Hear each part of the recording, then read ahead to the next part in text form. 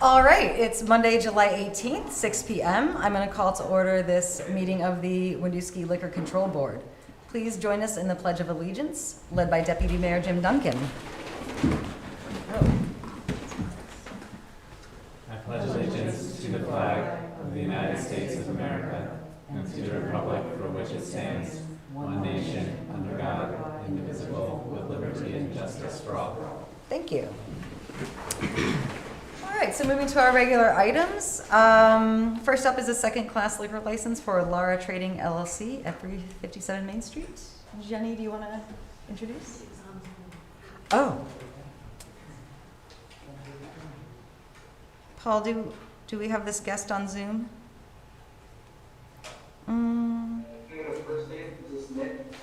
No, he's here for another item. I don't think this person is here then, Jenny.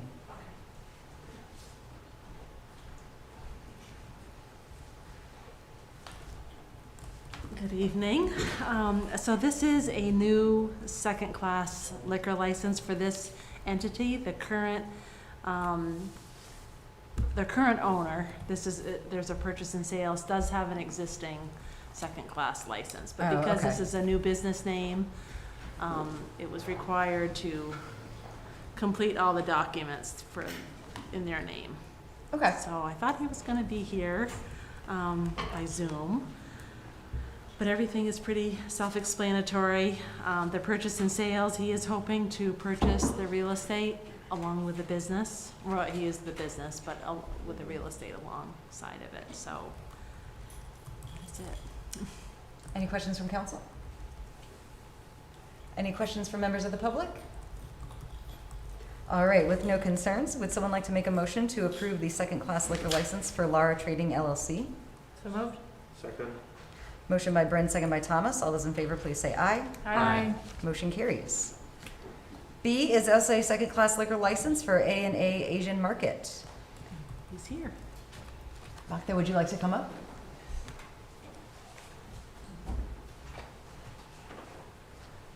Welcome. Thank you. So you've moved into the old J&J's grocery store space, right? Yeah, we moved there. Yeah. Do you want to tell us anything about your new business operations? I'm from the Nepal. I started business from the 2016. Right now I have only Asian food. Then I try to learn about more business. That's why I try to keep a new business. Try to start in the all kind of. That's why I'm coming to keep my business grow up. That's why I come here to get a license for the liquor. Oh, going to expand your offerings in the future. That's cool. Are there any questions from council? No? Can I Thank make you. a comment? Yeah. I think it's neat that it was J&J's and now it's A&A's. Yeah, this is, yeah. But still, right now I try to keep on my board. I don't have right now. Just change the name. Okay, thank you. All right. Well, any questions from the audience? Oh, Mr. Adi. Chief. So as we have in the past, just letting council know that the property has several outstanding violations. I know the business is here for the liquor license, but in the past we have indicated to council that there's outstanding violations. This property is upward of 30 violations. We just did a commercial inspection today in this business. So we've worked pretty hard with the property owner for compliance. It continues to be a challenge for us. Just pass it on. Property owner is different though, person? Yeah. But there's 6 residential units and 2 business occupancies there. Okay.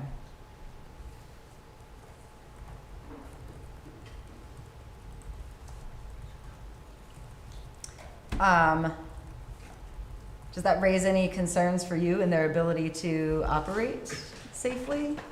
What I would say is certainly I have a concern that they're operating in a building with violations. I don't have a concern about the business themselves or how they're operating, but they're certainly operating in a building, in a space that has violations, and within a large unprotected structure that has violations. Okay, thank you. Did I see a hand back there? Yeah, I didn't ask. Yeah, sure.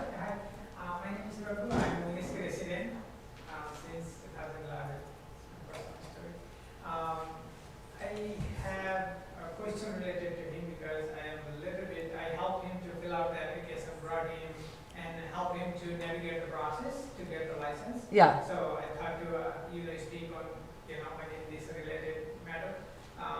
She also mentioned about there were some violations going on, which was the property owner's violations and not him. So my question, not question, but curiosity was if he is not violating anything else and if each particular space is meeting the requirement to have the business like a liquor thing, then so it is up to the board or up to the city to decide whether or not to issue, but he would like to provide that service to the community around.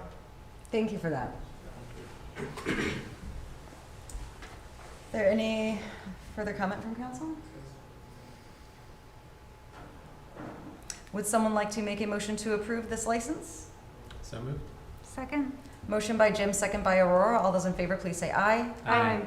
The motion carries. Thank you. Thank you. You're all set. Thank you. Follow up on the other issue later. Item C is for Sarum's Cafe, a renewal. Yes. Thank you. This is a renewal. This is their second renewal. They sent this in a little while ago, but because of time, we missed the city council agenda, so it's a straight renewal. Okay. No liquor, just restaurant only. Just restaurant renewal. Any questions or concerns? No. No. All right. Someone want to move to approve? So moved. Second. Motion by Thomas, second by Bryn. All those in favor, please say aye. Aye. Motion carries. And last up, we have Mountain Valley Restaurant at 212 Main Street. Yes, this is a new restaurant only, no liquor, and this one's pretty self-explanatory as well. Yeah, replacing the Friends Nepali. Friends That at was there. Polly, yes. Any concerns, questions? Anything from the chief? I can't see him. Chief Audie, any concerns about 212 Main Street? Okay. All right, would someone like to make a motion to approve? So moved. Second. Motion by Aurora, second by Thomas. All those in favor, please say aye. Aye. Motion carries. That is the end of our Liquor Control Board agenda. May I have a motion to adjourn? So moved. Second. Motion by Thomas, second by Bryn. All those in favor, please say aye. Aye. Aye. The liquor. That was actually the Motion motion was that Joe. Oh, sorry. I've been practicing all week. I'm glad it worked. Yeah. Okay. Liquor Control Board is Thank you. adjourned. Thank you, Jenny. So it is 6:08. I will call to order the Winooski City Council meeting. Please join us again in the Pledge of Allegiance, led by Deputy Mayor Jim Duncan. I pledge allegiance to the flag of the United States of America and to the republic for which it stands, one nation, under God, indivisible, with liberty and justice for all. All right, thank you. Okay, agenda review is next. So we have item J, this nonprofit funding request that I have brought forward. There are some guests here who want to speak to that, so I'm wondering if we can move this up in the agenda. I would propose making it item C. I have no problem with that. No concerns? Okay, thank you. Okay. Bye, thanks for coming in. Thank you. So we're at public comment. So public comment is a chance for attendees, if they wish to speak to an item not on the agenda. If you're here for an agenda item, we ask you to wait for that moment. I think you're all here for agenda items. I believe so are the folks on Zoom. I do want to offer, though, Symphorium. So the item that you guys are here for is probably a solid 20 minutes out. If you don't have time for that, I would invite you up to speak about your organization and the work you've been doing. So I apologize, but I didn't give him notice about this agenda item until last night. I dropped the ball, and so he did not have time to be here for very long. Yep, no problem. Thank you. My name is Symphony Sikiala. I am the coordinator of the Congolese community of Vermont. I come here with my vice coordinator, Mr. Dodi Chibamba, who is there. So we have an organization for all the Congolese who live here in the Vermont, and it is organization for firstly mutual help, also for promoting the Congolese community, and third one, it is for integration, because most of the people who come here, they don't know exactly, they are confused. So we have make this organization. It is organization who is registered to the state and to the federal. And you know very well here in Winooski is the place where the refugees come for the first time. They give them housing here. And after that, maybe they move for another places. So we are here to partnership with the municipality of Winooski, so we can bring to those Congolese who are here the right informations. And for that, we want to work together with other organizations, because to spread the right information in our community, in our family. And for example, in the COVID time, we have translated all the CDC brochure in the Congolese community. We went in the here in Winooski, the where is here, many Congolese people here get COVID case. So we come here to help them, to bring to them the food, to explain to them what happened to them, because most of them, they were really confused. And we want to make promotion for the women, the elder, and the youth. And because most of the people, they don't know exactly what we have to do. So the last time we have make a big meeting with women, where we explained to them breast cancer, cervical cancer. They were very, very happy to learn this kind of program. We call a doctor from the UVM who come there to explain to them. And we are here to partnership with the city, so we can spread, we can disseminate it, if I can say like that, to them all the right information we can get from the city, from the organization, from the state. We are here to help, and that's why we are here. And you know, 2 weeks ago, there were a problem here in Riverside. I don't know, maybe they kill young people there related to the drug connection.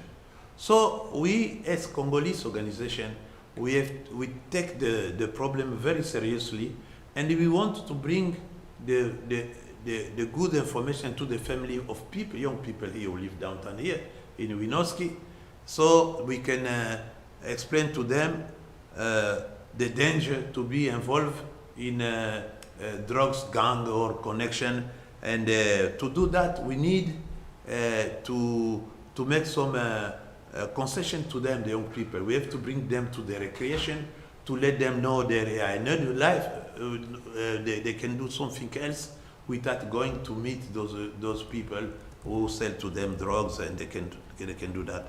So we want to give to the young people the opportunity to have a recreation, sport, maybe trip, and sometimes to talk to them right away, and the family can go family by family to explain to them what is bad to do.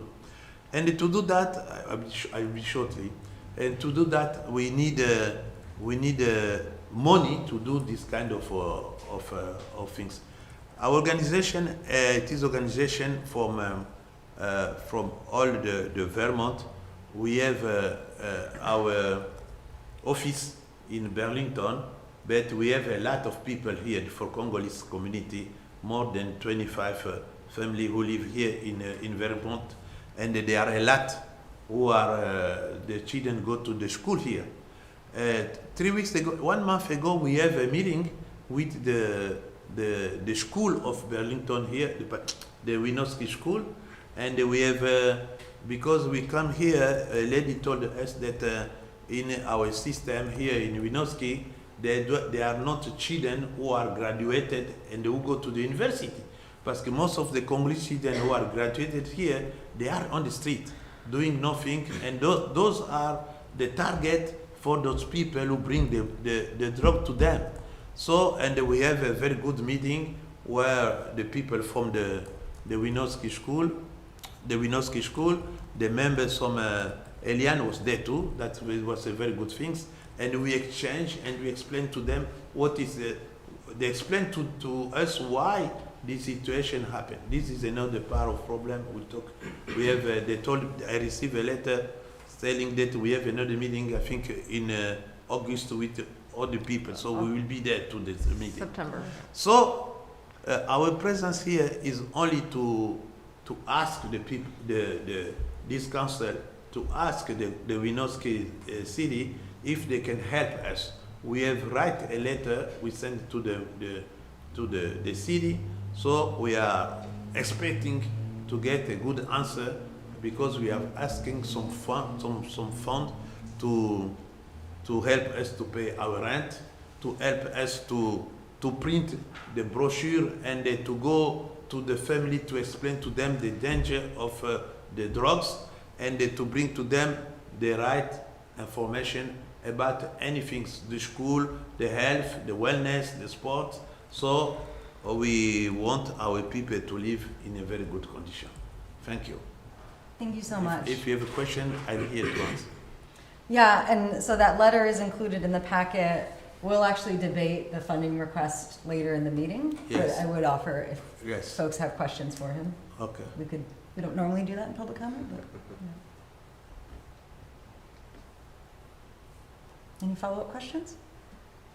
So it is considering this is proposed funding use, it's clear that it's one time. Mm-hmm. Yeah, the conversation would be in the context of the ARPA funds. Okay. I don't have any questions. Okay. Thank you so much for taking the time to share about the organization, and I'll get in contact with you tonight or tomorrow and let you Okay, know. thank you. We appreciate really your help. Yes. Thank you. Thanks for the work Thanks you guys for are doing. everything you can do for us. Thank you. Thank you. We can leave now? Yes, yes. Thank you. Thank you. Okay. So we are at the consent agenda. We have our council minutes from June 27th, the payroll warrants and accounts payable warrants, and a reappointment of Chief John Audie as our health officer. Are there any questions, concerns about the consent agenda? Any questions from the public? Okay, do I have a motion to approve the consent agenda? So moved. Second. Motion by Thomas, second by Britton. All those in favor, please say aye. Aye. Motion carries. So we are on council reports. Keep losing track of my rotation. Can you start, Thomas? I can start. I'll make it easy. I haven't met with downtown Winooski since the last time I reported. Trying to figure out a time that works for everybody, so I don't have anything. Okay. Jim. So the Housing Commission met in the end of June, and we reviewed the housing priorities, priorities and strategies from the council session specific to housing, and talked through some of those as well as the previous work plan. There was general agreement that these were good goals. We talked about the potential for an updated housing needs assessment based on the equity audit findings.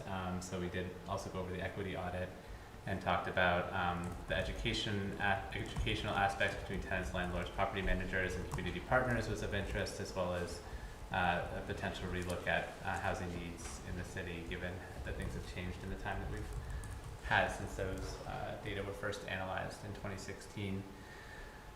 There was an interest in hearing an update on the housing trust funds. We haven't been able to, we haven't been able to hear on that yet. So the commission was wondering where that stood. And there was discussion about potentially hearing more from partners on a regular basis who are doing housing provisions, or housing service provision in our community. So we talked about if there's an opportunity to, say, invite CDOEO to a meeting to talk about some of their landlord education efforts or landlord community building efforts that they do. So that was the conversation. We did spend quite a bit of time talking through those, but generally the consensus was that those priorities still matter and they still seem relevant for the commission and for the work they're doing. Thank you. On that note, August 15th, we will be having a meeting of our commission chairs, council, and staff liaisons to do the work planning for the upcoming year. So this is a good conversation to have had at that time. I spoke at Burlington has a charter change committee. They are investigating potential all-resident voting across the river. So I went and spoke to them about our process. They are interested in hearing from folks who participated in the effort here. I know you did a little bit. I gave them I did not. I contacted our charter commissioners and said, here's an opportunity if you wish to participate. But if anyone else wants to, I can make a connection. Our ARPA listening sessions have continued. I just wanted, met with some Nepali folks and, oh my gosh, Swahili. Since our last meeting, I'll just share that the trends I heard were number one, housing issues, food security, school bus, and English and technology training. I think most of that is not surprising and aligns with what we have been hearing. Of course, we'll have a deeper dive on that down the road after we finish those. And just wanted to say that we are still seeking a volunteer to appoint as an alternate for our Green Mountain Transit representation and a representative to the Board of Trustees for Town Meeting TV. If anyone's interested, please reach out. And I will be joining staff this week to interview potential candidates for city treasurer. I'll pass it to you, Britton. Sure. The Infrastructure Commission has not met since our last council meeting. We do have a meeting this week. We anticipate having a couple more guests. So the Department of Public Service is doing outreach on their renewable energy goals and implementation plan, and they're looking for assistance with outreach and gathering more community input on their goals and efforts there. So we'll have a representative at the beginning of the meeting this Thursday. And we also anticipate having Efficiency Vermont, Vermont Gas, and potentially Green Mountain Power representatives following that to discuss their programs. Efficiency Vermont did a walkthrough of the DPW facility, City Hall, Fire Department, I believe earlier in June. So get a report out on that, and just getting into providing an opportunity to ask and answer questions about the community's program that will be continuing through the end of 2023. So potential city projects for priority there.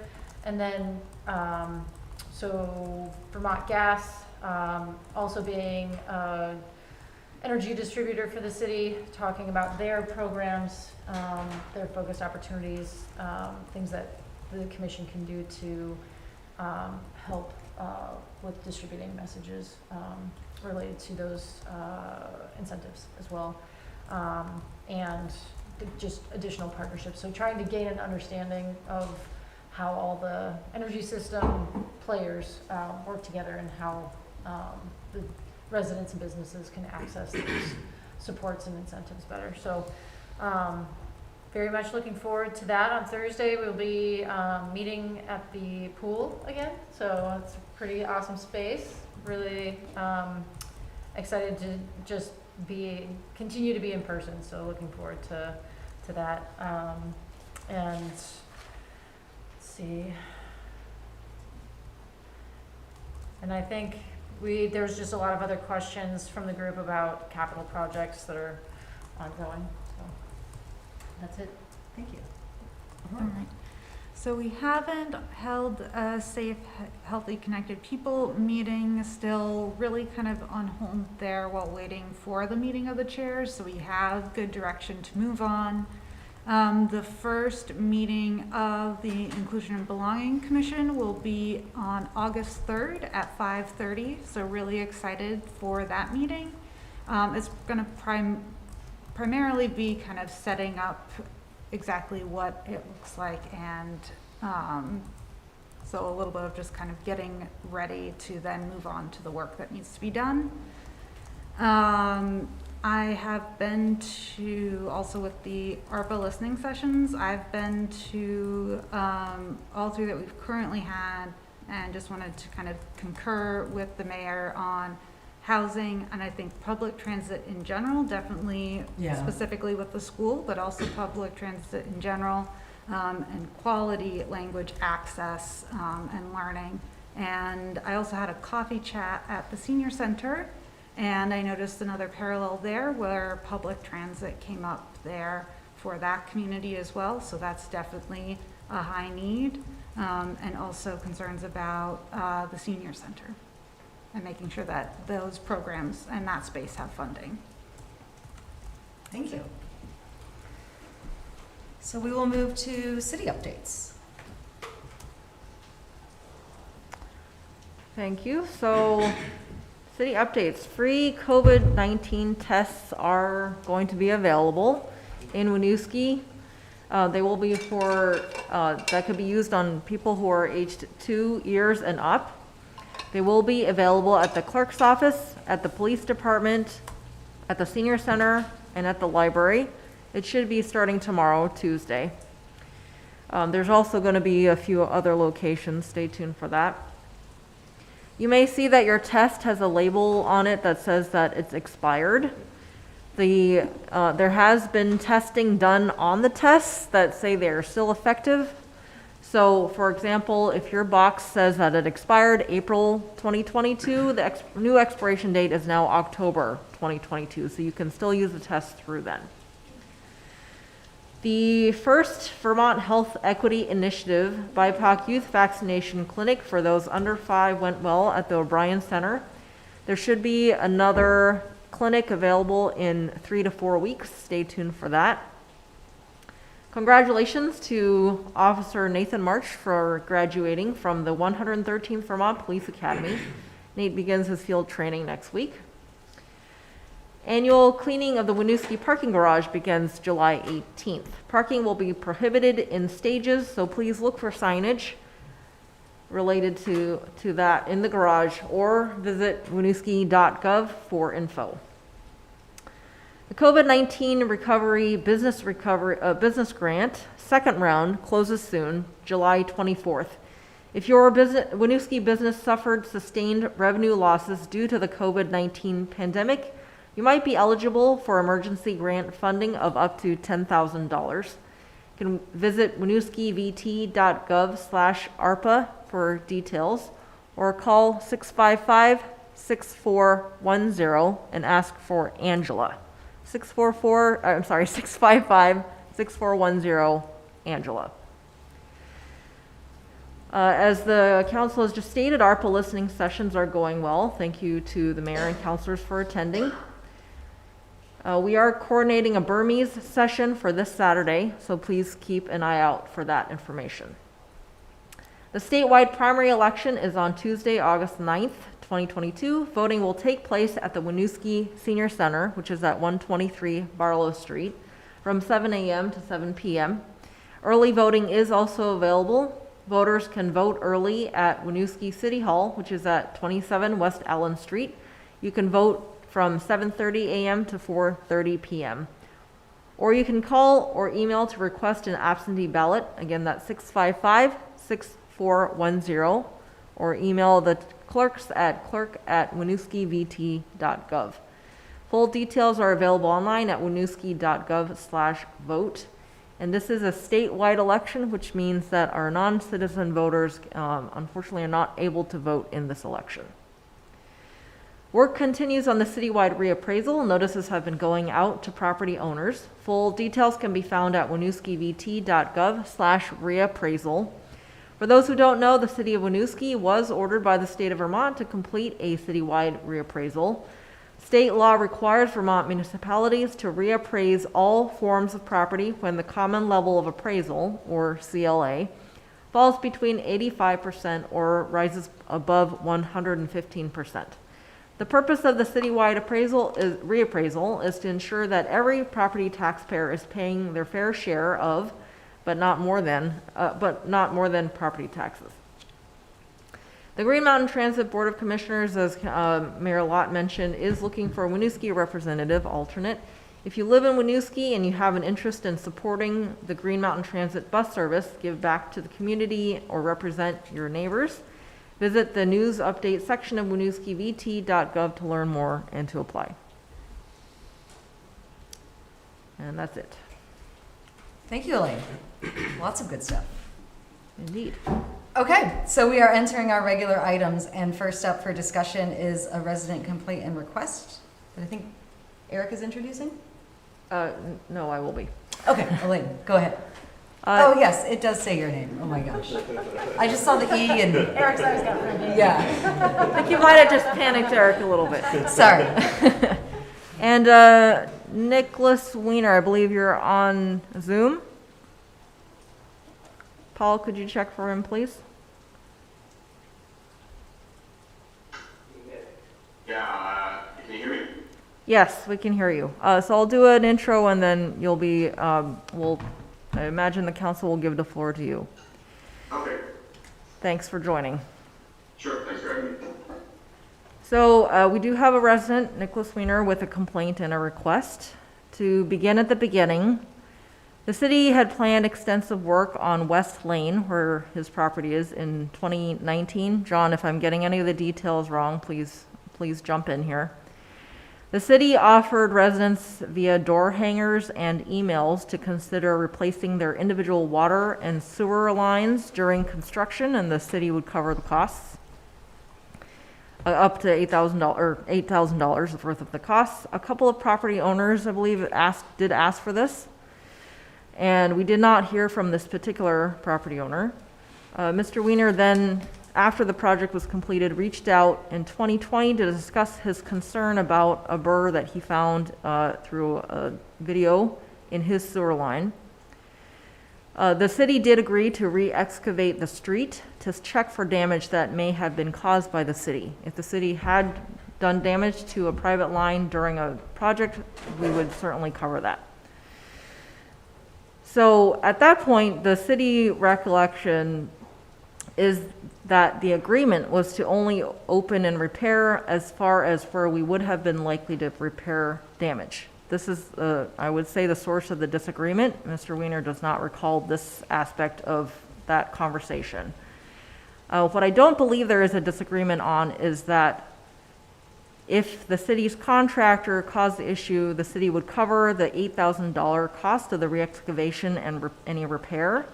If the city was not at fault, that the city would pay $4,000 and the property owner would pay $4,000. And then the city did re-excavate the street, determined that there was no damage caused by the city. That was the extent of that work during that re-excavation was a call made in the field, and the property owner was not present at that time. So there was clay pipe up to a certain point. After that, it was newer PVC, and the judgment call was to stop the repair at where the PVC started, because that's relatively new and it was unlikely that we would have caused damage past that point. So at that point, subsequently, sometime later, I'm sorry. So at that point, Mr. Weiner did pay the invoice for $4,000 because the city told him we did not find damage that we had caused.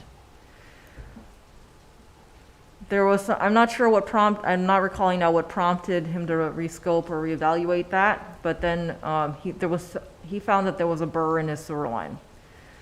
So at this point, he started to request that the city cover the cost of what he was actually invoiced for, which was from curb to chimney, is what the invoice says, as you see in your packet.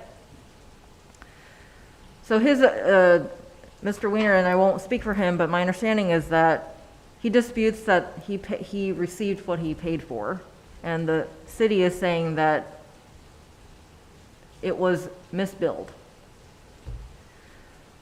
So at this point, I'll stop there, and I will say that there was a lot of back and forth afterwards, which I know caused frustration. There was sometimes delay on the city's side, which a lot of was because we were understaffed, and I understand that was frustrating for Mr. Weiner.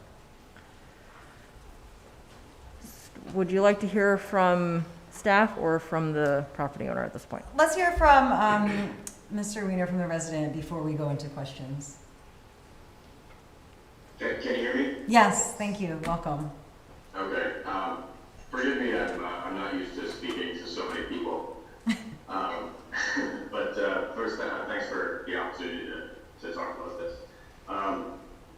What was just said was fairly accurate as far as my recollection goes, except for a couple of pieces about a discussion that we had that I didn't recall the details of opening up the ground to see if the city had caused the damage or not. When I had talked to John Choate, and this is back in 2020 at this point now, so I'm going basically based on emails that I have. We had talked about some ambiguity about if the city was at fault for paving or if it was, natural wear and tear. And so my recollection was that we agreed on a split, basically, of the costs of it because of the ambiguity of whose fault was. The plumbing company that had scoped it was fairly adamant that it was not my fault, that it was, the cost of wear and tear from excavators and things. So, with enough ambiguity, we had said that, the city will cover some of this. There's clay pipe on the ground or under the street, as well as metal. It wasn't all clay, but there was definitely some visible damage of misaligned pipes and things. So I guess my main issue lies with when I had discussions about this, the agreement, to my understanding, which is what I was billed for on the invoice, was to replace the pipes from curb to chimney, which is everything under the street. And that's what it says on the invoice. It took me months to bring these concerns to the city. I had my line scoped a year later for an unrelated issue, and I discovered the same broken pipe. It was a chipped pipe, but I don't know how big it is. It looks this big, on the video or so. But I discovered the same pipe broken in 2020 as 2021, which is after the work had been done.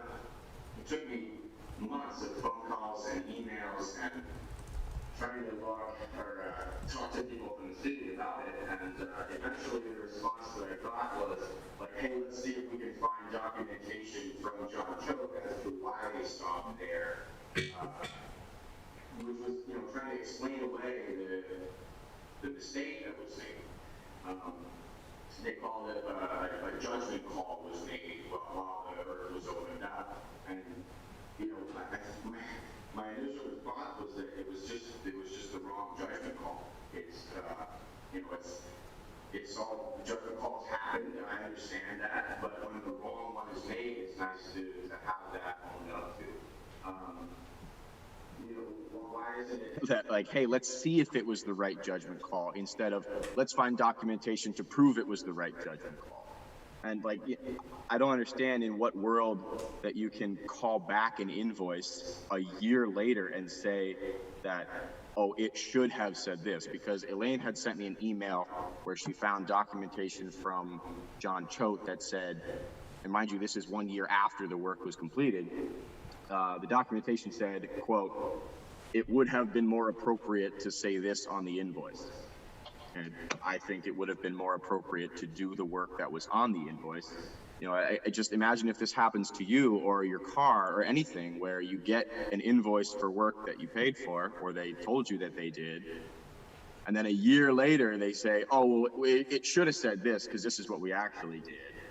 And we came up with a potential solution. I thought, well, Elaine and John Rauscher were at my my home, which was that BP Wastewater is a company that could remotely repair the chipped pipe. And I had said, okay, that sounds like a great solution. It would probably, and Elaine had said it would be cheaper as well, rather than re-excavate and do all those silly things. So I thought that was us sort of compromising and say, hey, if BP Wastewater can repair it, that would be great. A couple days later, I got an invoice, an estimate from BP Wastewater that was it was $400 for them to do, and I was instructed to pay that to have the pipe fixed. And I think that relies on, that's me compromising for the city to repair the pipe remotely, because I don't want to find out BP Wastewater ran into complications and it's going to be $1,200 now or something, because it's only an estimate. And I'm a homeowner. I pay thousands and thousands of dollars a year in property taxes, and I feel that the city should be held accountable for the invoice that I was given 2 years ago, and not call back the invoice to justify a judgment call that was made. That's all I have for now. Yeah. Do you have follow-up questions or clarification needed? I'd like some more clarification on the invoice, I guess, John or Elaine. I don't know if you can give some more information on that. What exactly? It'd probably be John. Well, yeah, I mean, I think I'm confused in the fact that it sounds like we invoiced something, but what we invoiced for isn't what was actually done. And I think you said before that the city made an error on the invoice. Yeah, I'd like to determine, did we in fact make an error on the invoice, or did we not? Sure. So I can chime in on that. So we did not invoice anyone. So the city, when it comes to private sanitary lines, that work is typically the responsibility of the homeowner, period. In this case, because of the Hickok Street project, there was the potential that capital project damaged the existing private sanitary sewer line. We facilitated that investigation because we were going to be paving that street, within a week or two. So our major concern was we did not want to pave a brand new street, and then find out a week later that, a homeowner had a sewer line and we were going to be cutting into a brand new street that we spent, a lot of capital dollars on. So our utility manager expedited having the contractor that did the original capital project to come back in as potential warranty work to see if that existing sanitary sewer pipe was in fact damaged by the capital project. They did not find any sort of observation that existing line was damaged. What they did find was a section of existing cast iron sanitary sewer main that was well beyond its useful life and was in need of repair because it was probably going to be a failure point in the not too distant future, and we would be digging into that street. So the utility manager reached out to the property owner and said, look, you got to replace this. It's likely going to fail. We will help you support this replacement. And that is the invoice work that was done. So they replaced, I don't know what the linear footage was, but a cast iron section of pipe back to existing PVC pipe that in theory, if, it should be that PVC pipe, given that it's PVC, is a relatively new installation. We did not install that sewer pipe. The contractor that we have did not install that sewer pipe. So our utility managers made the decision, let's tie back into this pipe. It also starts to pitch back towards the house slightly, which, I'm guessing is probably the reason why there is some issues with that sanitary sewer line.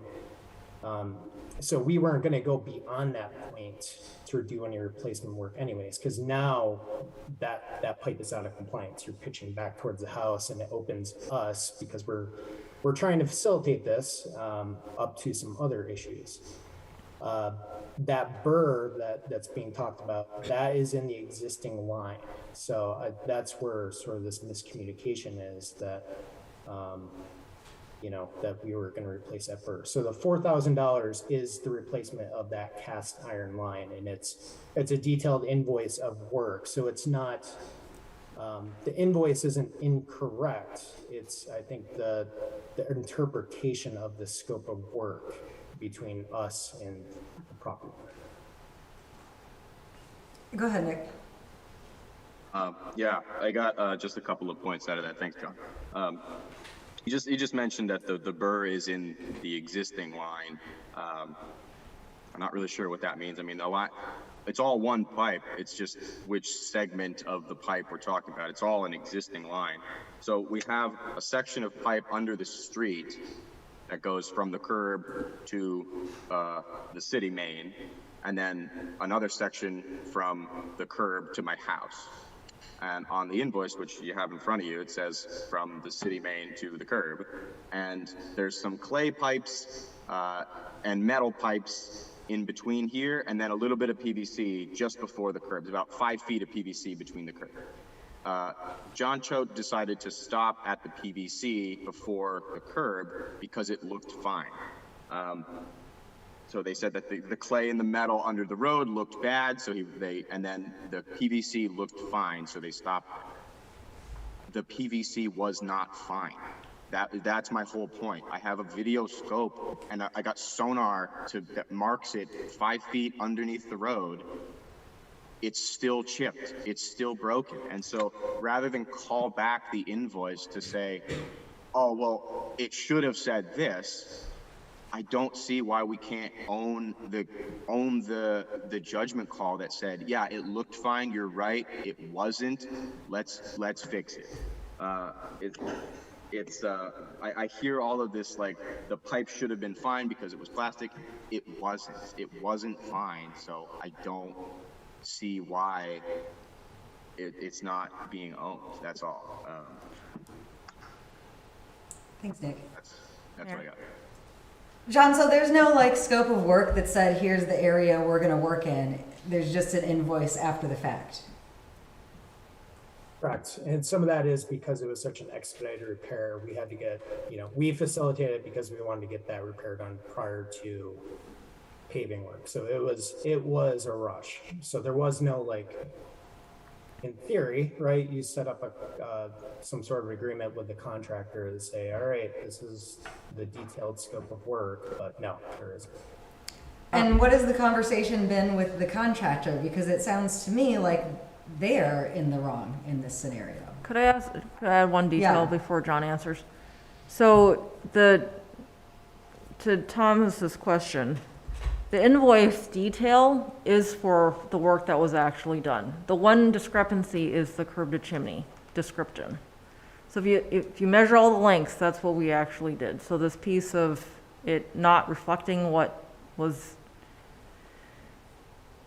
that it's being recalled as being entirely wrong, I feel is a little bit not accurate. So, Can I jump in there? Something new to add? I do, yeah. I agree that the invoice isn't entirely wrong. It's just, the work was missing part of what it said. I did reach out to the contractor first years ago, or sorry, not years ago now. This would have been November or October of 21, a year after the work was done. But this is right when I found that the issue was still under the street, that wasn't repaired. I reached out to the contractor and I asked them, hey, if you guys are able to work with me here, I have the email somewhere, but I said, if you're able to work with me here, I might be able to, I think that you need to open this back up and fix this, but rather than do it for free, I will pay you for some additional work that I have done. That way, kind of everybody wins. I was basically told, to have a nice day, we're sorry. And they directed me towards the city because the city had contracted them, not I hadn't contracted them, and they weren't taking private jobs. That's my year ago recollection, and that's when this all started. Okay, thanks. Yeah. You had a question, Brenda? Yeah, in recognition of what we have in the packet, see the visual that there is a burr. I think I'm missing some additional background. Has there been a history of septic and sewer drainage problems with this property? Yeah, go ahead. I've only moved in here about 2.5 years ago, so I don't have any knowledge of the last decade or whatever before that. My concern though is that if there's a broken pipe under there, that it could lead to additional things in the future, like leaking, sinkholes, snag hazards on other things. Any flushable item or anything that goes down any drain could snag, and there's all kinds of issues that I'm not an engineer. I don't know all of the things that can happen, but a broken sanitary sewer line doesn't seem like it's something I really want to leave under there. And so BP Wastewater did an assessment that the burr could be repaired. Did they also provide any opinion about whether or not it needed to be repaired? John, I think you and John had a discussion about that, right? Yeah, so based on, it's a picture from a video inspection. My assessment is that it's probably, a small split at the end of the PVC pipe. It could clog up. It could create a constriction and eventually clog up the pipe at some point, but it wasn't like a structural pipe failure. It was more of, it could lead to some maintenance issues. So the repair that was recommended was non-excavation, but basically run sort of like a Dremel tool up the pipe that they have, and it grinds that burr off. So it's a pretty non-invasive repair. So it doesn't sound like BP provided an opinion. No, but I'm giving you my opinion that it could likely create a clog in the future. Okay. Go ahead, Nick. My additional question is, I don't know what happens when that burr is removed. If there's any pipe, if you remove a piece of the pipe, don't you have to put something in its place? Otherwise there's just a hole in the pipe, and it's on the bottom. It's like, if you look at the pipe, the chip it's this big and it just sticks up off the pipe. If you remove that, now there's just a hole in my sewer line, and I don't want that either, because that all dirt and all kinds of crap can get in there and lead to problems. My concern though with the piece that's sticking up though is, an additional concern is that if I ever have to have my line augered with one of those spinning augers, that it's going to destroy my pipe.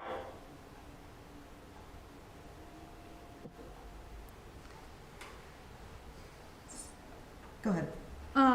Just for my clarification, so what it sounds like is if the city had, so it sounds like the city went in to see if it was the city's fault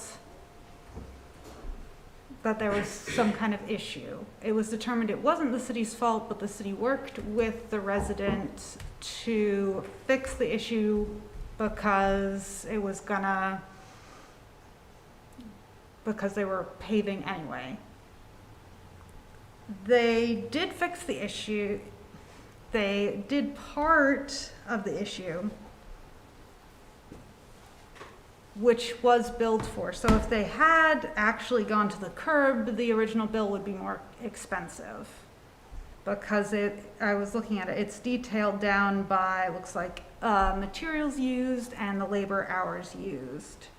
So it would have been a more expensive repair had they continued on. Is that correct? John, can you answer that?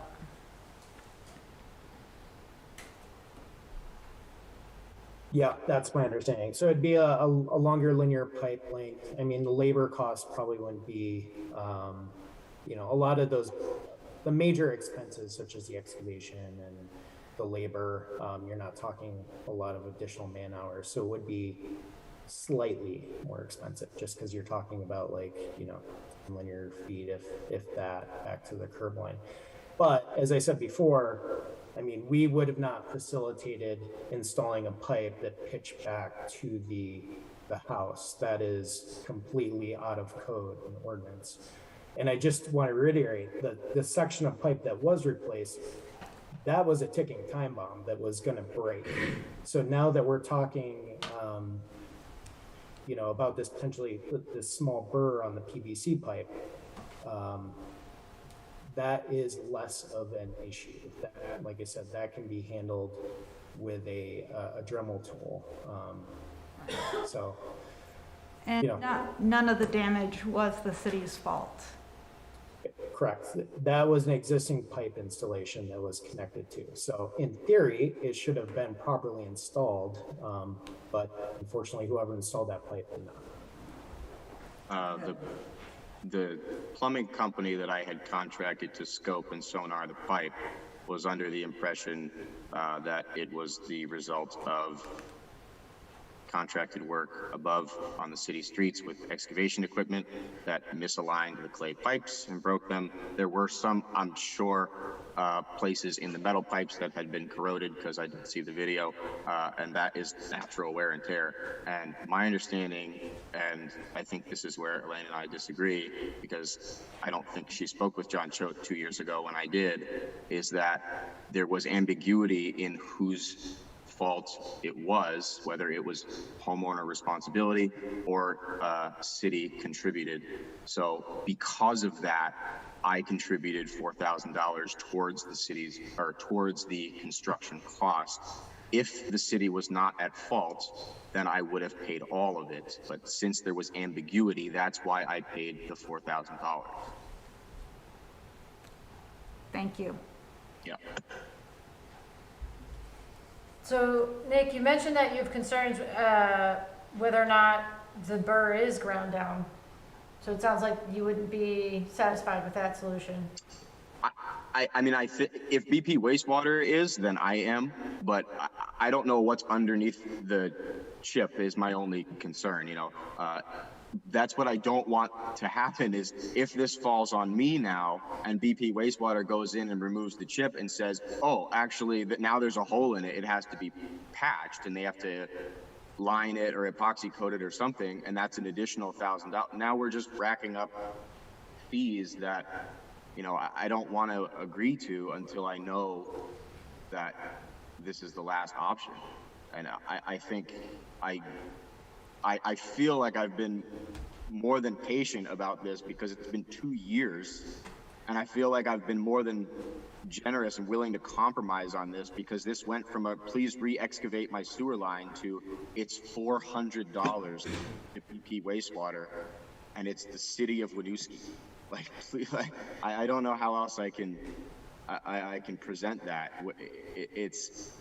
There was ambiguity in the beginning. I agreed with the city.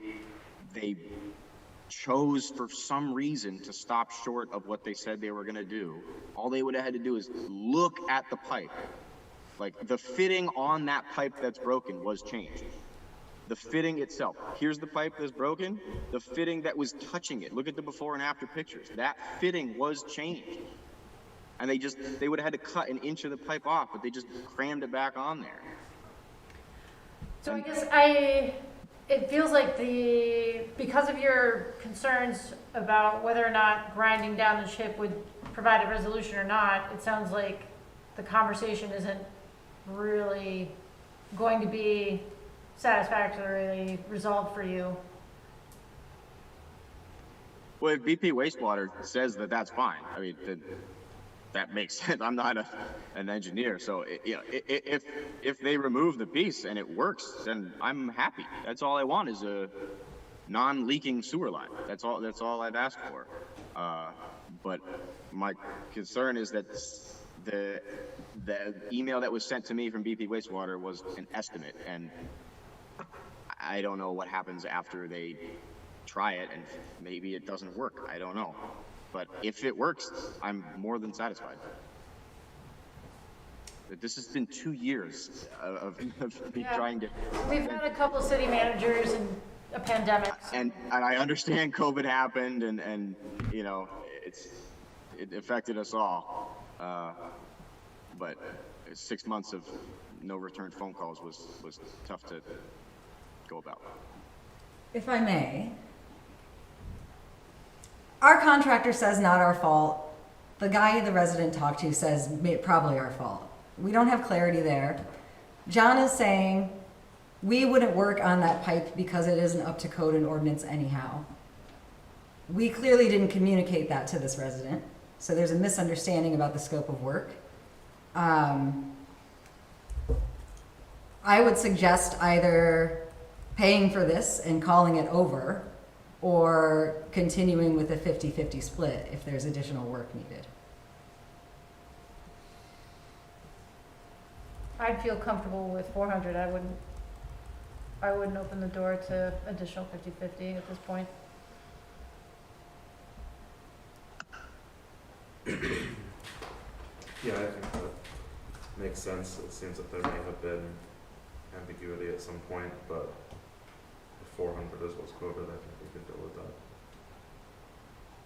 I would give an over range in case this is low. Like, what would be a comfortable top end on this estimate?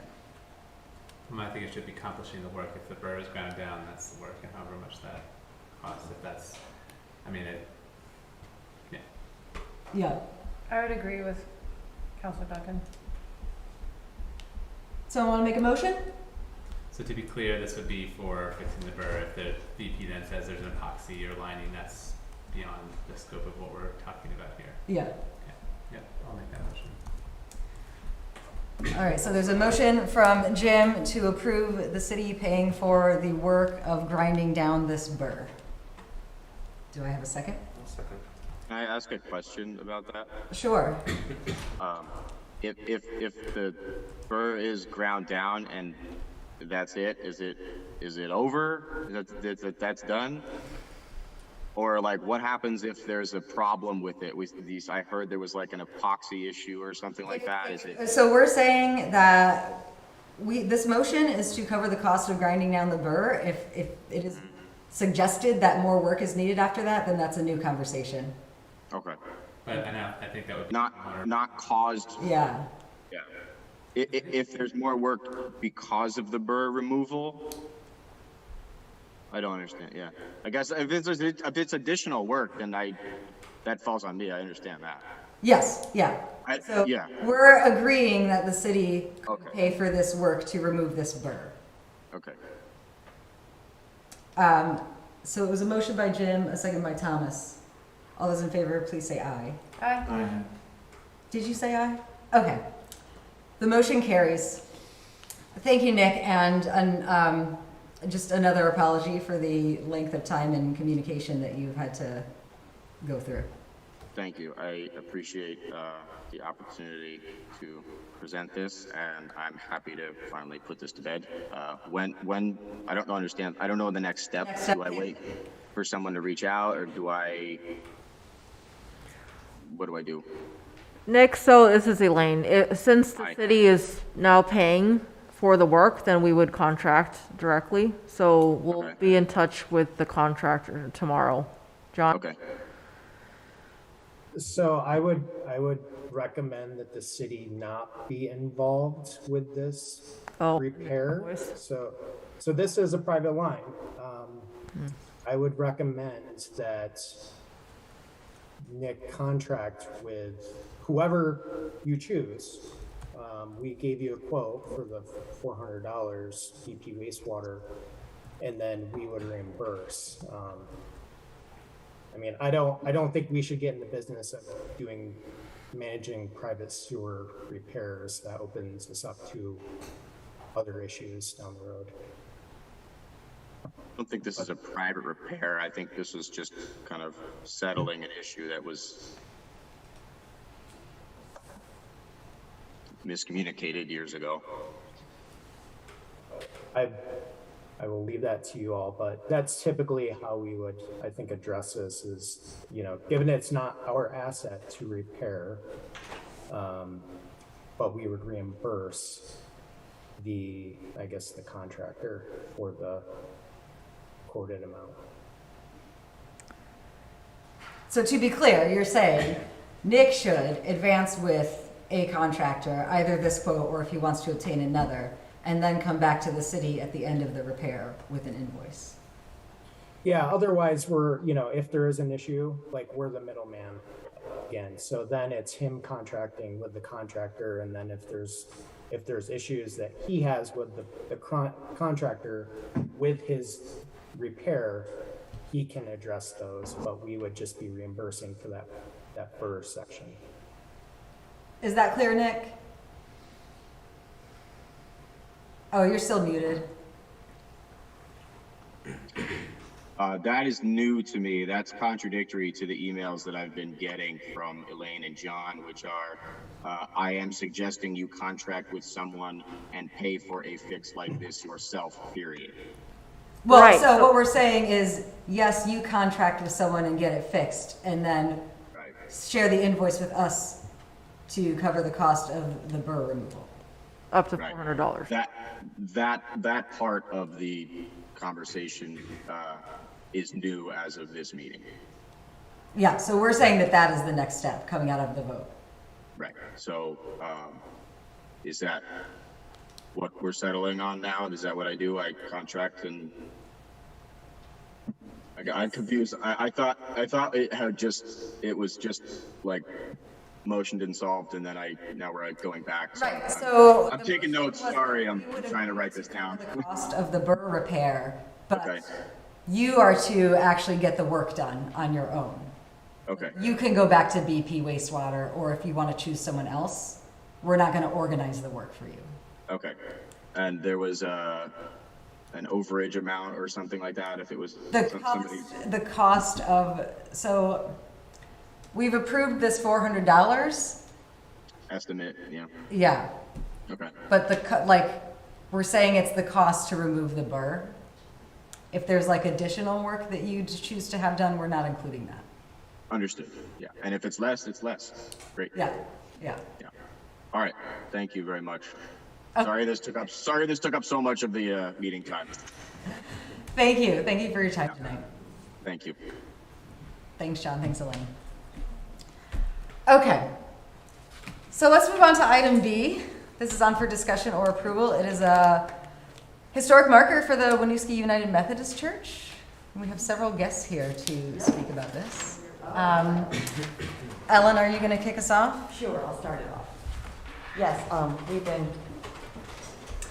we now are on the Vermont African American Heritage Trail, and we are being offered this beautiful sign. I don't know if you've all seen these signs, they're pretty big. I do have a copy of this. This is the one at Fort Ethan Allen, so it's pretty big. I have no property at the church, so I guess we have to ask you if we could put it in the street somehow. So if anyone wants to see a brochure, this is us in the brochure for this. So it's a really big deal and really important to the city, I believe. So I have Joe here, who's our historical expert, and he feels the same way, that this is really a big deal for our city. He says no one else has. Well, I can kind of speak to that. Yeah, thank you, because I don't know. So this is a long-standing program in the Vermont Division of Historic Preservation. There's upwards of 300 of these markers all around the state. I think there's 19 of them in neighboring Burlington. Winooski doesn't have any, so this would be a first for Winooski. And my understanding is that the Methodist Church, basically their parcel is the footprint of the church. Yeah. So they don't have any land that they would be able to erect this on. So they would have to be in the public right of way. So in a jut out or a sidewalk or something like that in front of the building, because my understanding is that the division doesn't mount these signs because they're supposed to be road markers. They don't mount them on a structure. Right. They have to be visible so that pedestrians and oncoming traffic can. And I did ask, and they said, no, absolutely not. Yeah. They won't give us approval to be on the building. And the building has a pretty strong connection to the Buffalo Soldiers who are stationed at 40th and Allen. The congregation is particularly welcoming in their ministry to the Buffalo Soldiers, and even though the Buffalo Soldiers were stationed at 40th and Allen from like 1909 to 1913, they were really a part of the community life of Winooski, and did a lot of their kind of after-hours living in our community, and the Methodist Church was particularly welcoming to them, so it's worth commemorating that history. And just to also acknowledge, there was a really mixed reception of the Buffalo Soldiers in Vermont. There was a lot of bigoted responses to them being here, and the Methodist Church has this history of the opposite. They were very welcoming to them, and even when the unit was restationed on I believe in Mexico, later, some of the soldiers who had been here in Winooski and 40th and Allen, when there was a loss in that unit, the village trustees from Winooski actually sent letters of condolences down to them in Mexico. So the unit was pretty connected to Winooski, so the sign would be really meaningful to have here and acknowledge those connections. If I could add.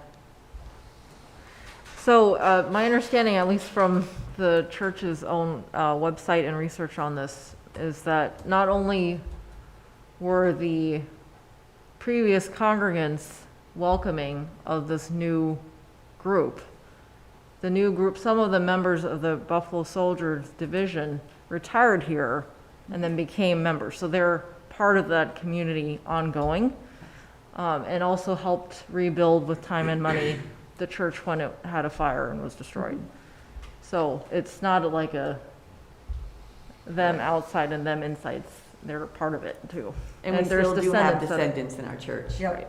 We do, from the Buffalo Soldiers. And one of the descendants, I think, was a former city councilor. Was he? Yeah, Nick McCollum. Oh, I think was, okay. a I didn't realize that. lot of good connections. It's a really, I think, a worthwhile thing to have. It would be an asset for the city. Have this kind of public tribute.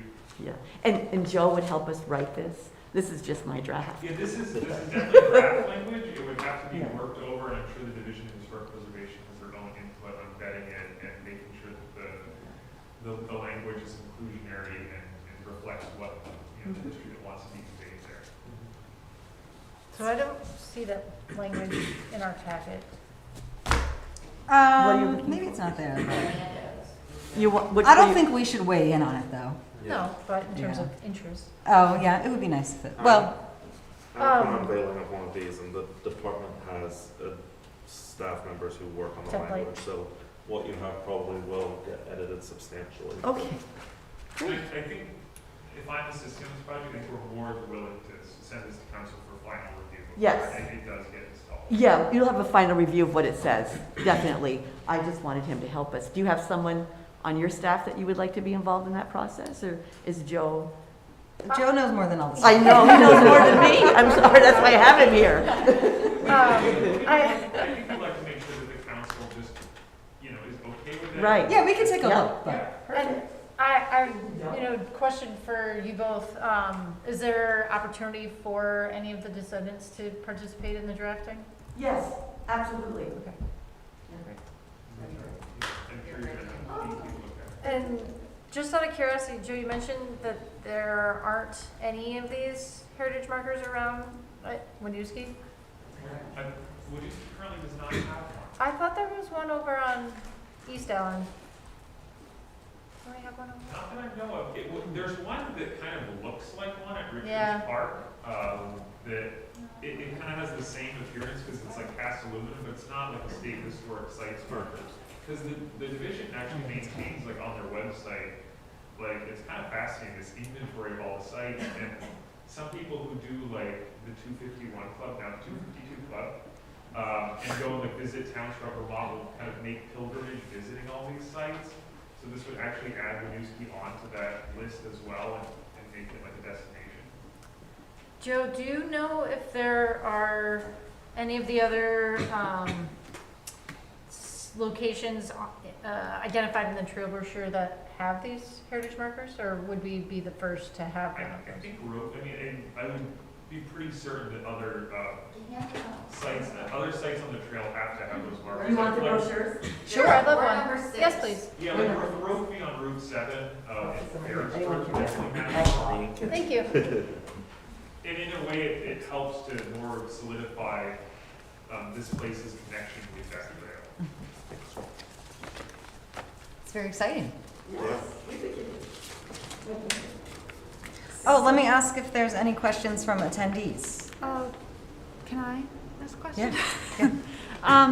So my only concern with this is it's gonna be, it sounds like most likely on or in the sidewalk. So I would just wanna make sure that it's still meeting ADA compliance. That would be my one thought. John, are you still on?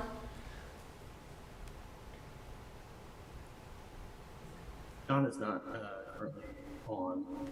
And then, Joe, if I can ask too, if you wouldn't mind just coming up to the mic, and anybody else who has public comment in the room, if you could come up to that central mic. It's pretty hard to hear. So I'll speak for John that when we took a look at the site, he was comfortable that we could accommodate. Okay, wonderful. Thank you. And I don't think I introduced myself. My name is Joseph Perrin. I serve as the president of the Winooski Historical Society. And just to echo that remark, we of course would want this to be in ADA compliance as well. It's just kind of a matter of where it would be fit in the public right away. Would there be any challenge with the plowing or clearing of the sidewalks? We actually have posts there already, so Okay. it's nothing that we can't Can't work handle. around? Yep. Okay. Great. And then what would be the estimated timeline? That I don't know, and actually Pastor Ellen and I were talking about that earlier. I think it's more on your end of figuring out whether this is feasible, from a logistical standpoint, and then I think they kind of take their time in vetting, the verbiage to make sure it's actually what they want to put up there. And I know they have, in fact, gone back and revised some older signs that were put up, when they later realized, that perhaps some of the language wasn't the best. And so they want to make sure that they're doing a good job before they go forward with this. Okay. Those are my questions. Well, does someone want to make a motion to approve? Second. Motion by Jim, second by Thomas. All those in favor, please say aye. Aye. Thank you very much. Thank you. Thank you, Thanks for Mayor. working on that. Thank you all. Thank you, Elaine. Thank you. And then Linda and Ellen, if you can stay for our next item, please. Thank you. Okay, so per our agenda review, we moved J up to C now. Okay, so this is, I put together a memo on here. So since we initiated the sort of emergency grants for businesses in response to COVID impacts, because we heard about emerging issues that could have weighed on our decision timeline. We've also been receiving requests from nonprofit organizations who are seeking more urgent funding needs.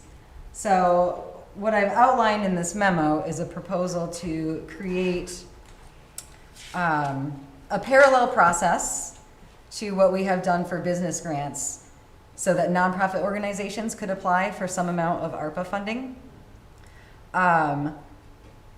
The suggestion I've made in here is to set aside $50,000. We can be flexible. We previously said with the business funding that we would start low, and if there was demonstrated need, consider increasing it. So we heard so I had staff include all of the requests that have come in to date. However, we heard earlier from the folks at the Congolese community of Vermont, and then we also have our food shelf leaders here, and I wondered if you wanted to speak a bit to the ongoing work you've been doing and the needs you continue to see. Thank you, Mayor. Yes, we're serving a lot of clients in Winooski. 1,000 people, 400 families, 200 babies we give diapers to. We also give non-food items, if you want to. Yeah, non-food items too, like staples, shampoo, dish liquid, razors, things like that, as much as we can. And we have a rotted sill, and it's gonna cost about $15,000. We have some money we've used for what we can do to the church, but we don't have those funds for the rotted sill. So I asked if maybe there'd be a grant that could sort of help us. We have a contractor ready to go, which is really great. That's a miracle with this day and age with contractors, but he cares about the church building, and he said he'd make a way for us to do this. So we were just asking if there was any possible way you could help us. Because what's happened is the rotted sill's been there for years and years. I'm new pastor there. I've lived in this community, but I'm new to being a pastor. They just let it go. And there's water running in our basement, just running in the basement. So I want to fix it. And so he will fix the sill and reroute the water, because the cement's all been ruined, and it needs to be rerouted so it doesn't go into our basement. Yeah, and so the food shelf has been run out of the Methodist church for... Oh my, 20 years, more than that now. Yeah, and you're seeing heavier traffic as well. Go ahead. The food shelf has been hugely impacted by COVID, because, pre-COVID, we were getting 300 to 400 people a month, and now we're talking 1,000. Once COVID hit and all those businesses shut down and nobody had jobs, we were getting 1,300 people. Yeah. All of a sudden. I mean, we were driving to the food bank. We're partners with the Vermont Food Bank, which is part of Feeding America. So we're that huge umbrella of caring for people. And it's been phenomenally difficult to keep up with the demand. And the demand is going way up again because of prices. I mean, the people are coming that I'm signing up new people, or people that I hadn't seen in years are coming back because it's getting so difficult. And And homeless. We're getting a lot of homeless people, and we decided to help the food bank by helping out the homeless people. So. yeah, they specifically requested that we take all the homeless, and that includes all the ones living just over the line in Colchester in the hotels. That's become a huge issue because there's no transportation to the Colchester food shelf. It requires a vehicle to get there. And everything is volunteer, just volunteers to help. Yeah, and we can always use more volunteers at the food shelf.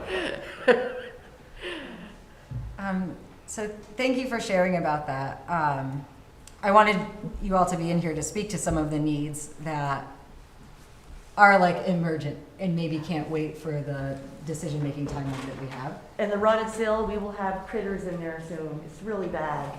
We've got to fix it. And so so for some process, so there's a decision here. Do we want to set aside some ARPA funding for this at this point? Do we want to fulfill any of these current requests now outside of a grant program? And then the grant program would be available to other service providers who have not already made a direct ask. Or we could operate everything through the structure of a grant program. That's kind of the process. But I do also want to, if folks have questions for our food shelf hosts, make space for that as well. For equity reasons, it feels like it should have structure,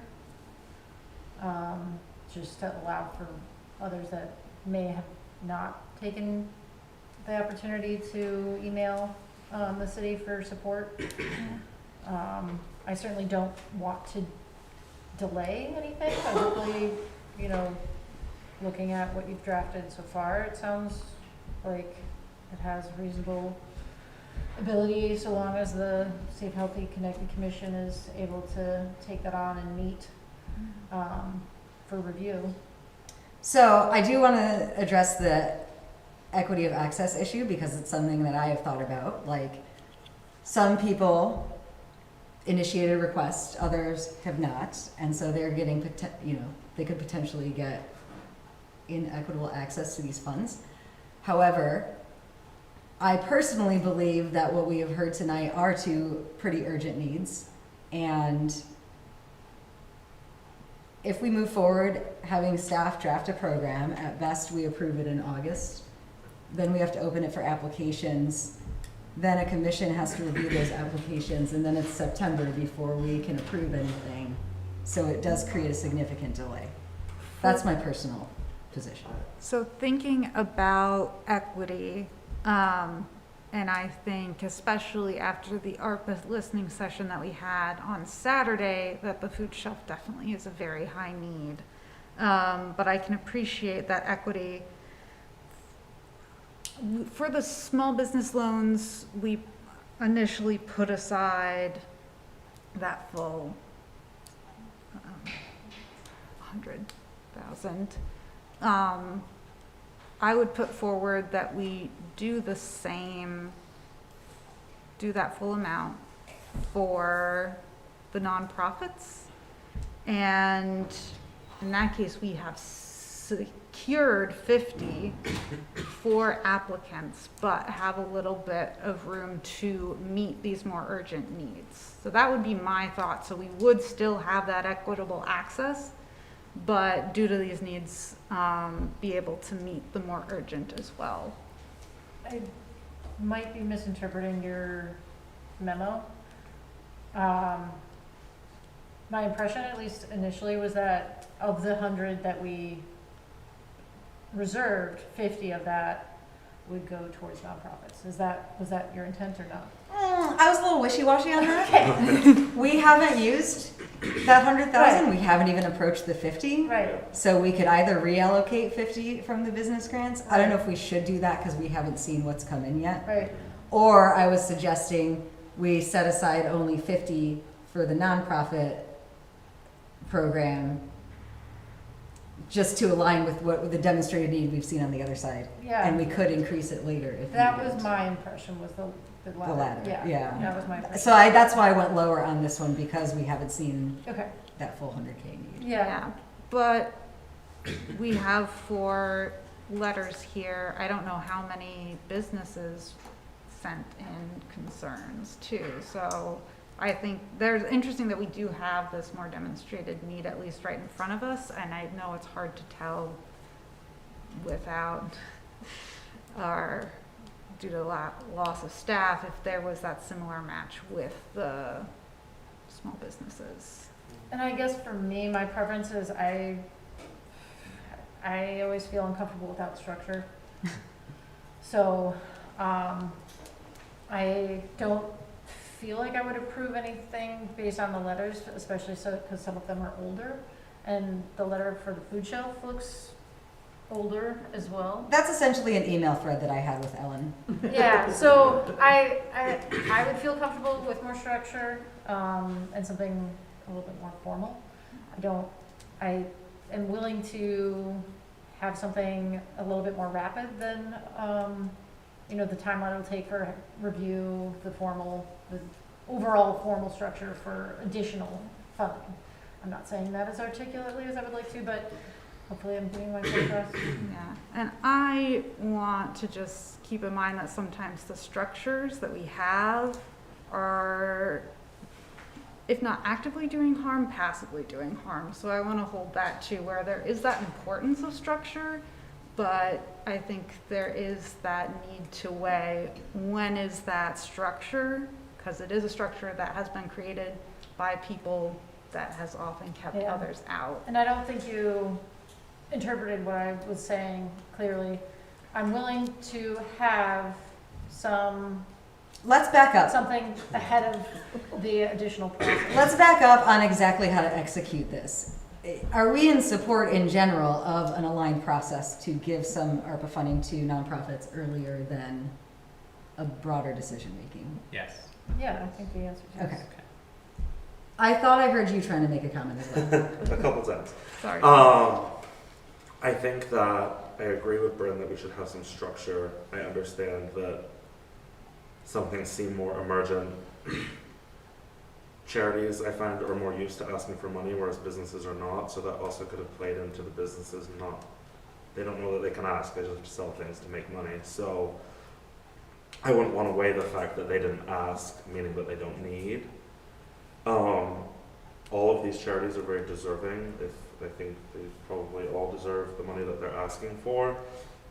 I would say that because this hasn't been opened up to every charity that exists in Winooski, that maybe the 3 that do not exist in Winooski, we table for a protocol process, and the food shelf could be considered sooner.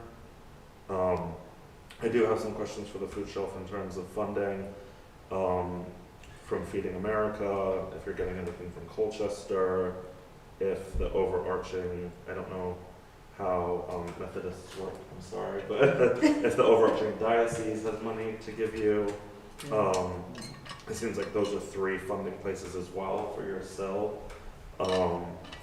Maybe you've pursued those already, I don't know, but I'd like to hear more about that. But I definitely think we should appropriate some money for charities to access. At the same time, we're still having our ARPA listening sessions, so I'd hate to start creating pots before we've really analyzed all of that.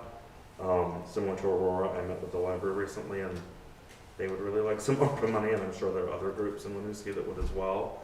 So I'd really like for us to be, I know it pushes things down the line, but for us to be able to examine the needs for the ARPA money before we start making a bunch of pots, because I think there are endless amounts of pots that we could create. I mean, I would like to highlight that we did this for businesses and we're going to do it for nonprofits, and so we're going to allocate this pot before we have the information that we need. Yeah, I mean, and I think so. From my perspective, first question we already answered: are we going to allocate 50,000? Yes. Are we going to have an application process? Yes. Are we going to also make decisions about funding requests now? Is I think the only remaining question. And to my mind, I don't see, at least the 2 requests that we've actually had presented to us tonight, I would have trouble with our application process if those do not end up being scored as recommended for funding in the future. So I think that's where I come in. We know that there's an emergent need that our residents would benefit from its use now, and that will still be true in 3 months when we finally get to approving an application, or 2 months when we get to approving an application. What benefit have we accomplished for our residents if we wait? Because then we can say we follow the process. To me, I think in this case for the Congolese community of Vermont and for the food shelf, making clear connections to our residents here today and a demonstrated need. Will that change after they go through an application process? I guess I don't think so. Maybe I'm wrong. It probably won't. I think it just, for example, the food shelf is requesting $15,000, and I think the Congolese are requesting $5,000. So that's already 20 out of that 50. If tomorrow somebody's watched this and they need another, I don't know, 30. Well, to be clear, the food shelf did not make a monetary, did not set a number. They asked for any. No, Okay. I'm just telling you what it's gonna cost us. No, Okay. whatever you can help us with. I might suggest fulfilling the 5,000 for the Congolese community and then equivalent 5,000 for the food shelf. And then work towards this more structured program, set that at a 10,000 cap. Okay. Or I don't know, actually, maybe that's weird. I was thinking 10 because that's what the business grants are, but if we're allotting 5 to these folks tonight, maybe they're allowed to apply again for more in the like structured program. That's an approach. I will say, I have chronically heard in every bit of ARPA feedback we've received about food security. I know that their work is increasing, which is why I'm advocating for a faster track. And going back to the round of listening sessions we did with interpretation in summer 2020, through the school liaisons with various language groups, the Congolese community was particularly hard hit and struggling, and I think that's still playing true today. And they are trying to self-organize to support themselves. Like, I feel like that is something we should be getting behind. You know, we've heard from these community members, we've struggled to connect, make sure they get the information and resources they need, and here they are trying to do that for themselves, which they would like to do. I kind of feel like it is an ARPA response, but it is in service of a larger vision that we have. So, given that, I think we would also need to develop the program, the nonprofit program support, so that, because this most recent conversation with Food Shelf was within a couple weeks. And this letter from the Congolese was from April. So the ask might be different, knowing that this is moving forward. They might be asking for more money. So with the program design, we may want to do that and ensure, like, yes, you were granted this money, this immediate. You could apply again Yeah, up you to. could, yeah. Yeah. Is there, I should ask if there's any public comment, actually, too. Do we still have public? As a reminder, you can use chat or raise hand if you're attending by Zoom. And I do notice too that Turning Point Center doesn't look like they gave a monetary request, so that one I definitely would like to see an application for. Yeah, they have made an ask in the past. Okay. Like 2 years ago? I don't know. And I think this is sort of reflected in the description of what a program would look like. This is a service provider that is almost certainly supporting Winooski residents, but that's not their primary, it's a bigger Gotcha. organization. So I agree with you. I would run that through application. Like the parties we've heard from this evening are like so on the ground in Winooski. Yeah. Yeah. And I think the one that I'm wondering with steps is it looks like they're asking for just 1,000. Yeah, I think that request is actually like It's from 2021. it's an ongoing funding they're trying to build that community support into their stuff. So I think if moving forward with this ARPA related one-time funding request, we could reply to these organizations and say there's this opportunity, but we are not considering an ongoing contribution at this time. I like that idea. Because I am certain steps do a lot of work in our community as well. Yeah.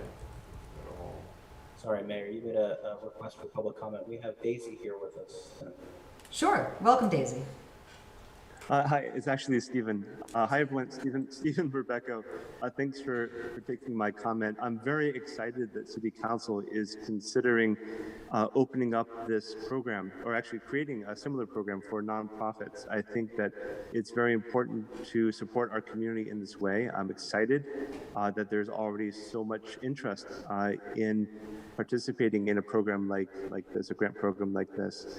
I don't know if City Council is aware that there are 75 501c3s in Winooski, and I suspect that the vast majority of them weren't aware that they even had the opportunity to send a letter to City Council to ask if they could be included in the small business grant program. And so as City Council considers the options before it, I would encourage you to please consider the importance of equity of access to funds like this, and that there very well may be some community organizations that weren't aware of this meeting and conversation that may want to participate in a grant program for ARPA funds. Thanks again for allowing my public comment. Thanks, Stephen. And just to be clear, I'm certain none of them did. This is just being presented as a new potential program in response to having these ad hoc requests. So very much understand that we are considering to requests that no one maybe had the same opportunity to provide, but it sounds to me like we are on board with approving the $50,000 allocation to the nonprofit program with the potential to expand it like we did with the business program. Sounds good. And then award $5,000 each to the Winooski Food Shelf and the Congolese community of Vermont. Should they choose to apply for additional funding, that would be like taken into consideration. Like they wouldn't get the full amount after. You comfortable with all of that? Yep. Yeah. Is this clear to staff? Yeah. Okay. Do I have a motion to approve the nonprofit funding requests as just described? So moved. Second. Motion by Jim, second by Bryn. All those in favor, please say aye. Aye. Motion carries. Thank you all. Thank you. And thank you. I'll take a 5-minute recess for anyone who wants to leave, and also because I need to use the loo. So we will reconvene at 7:45. I'm reconvening us. My gavel is back.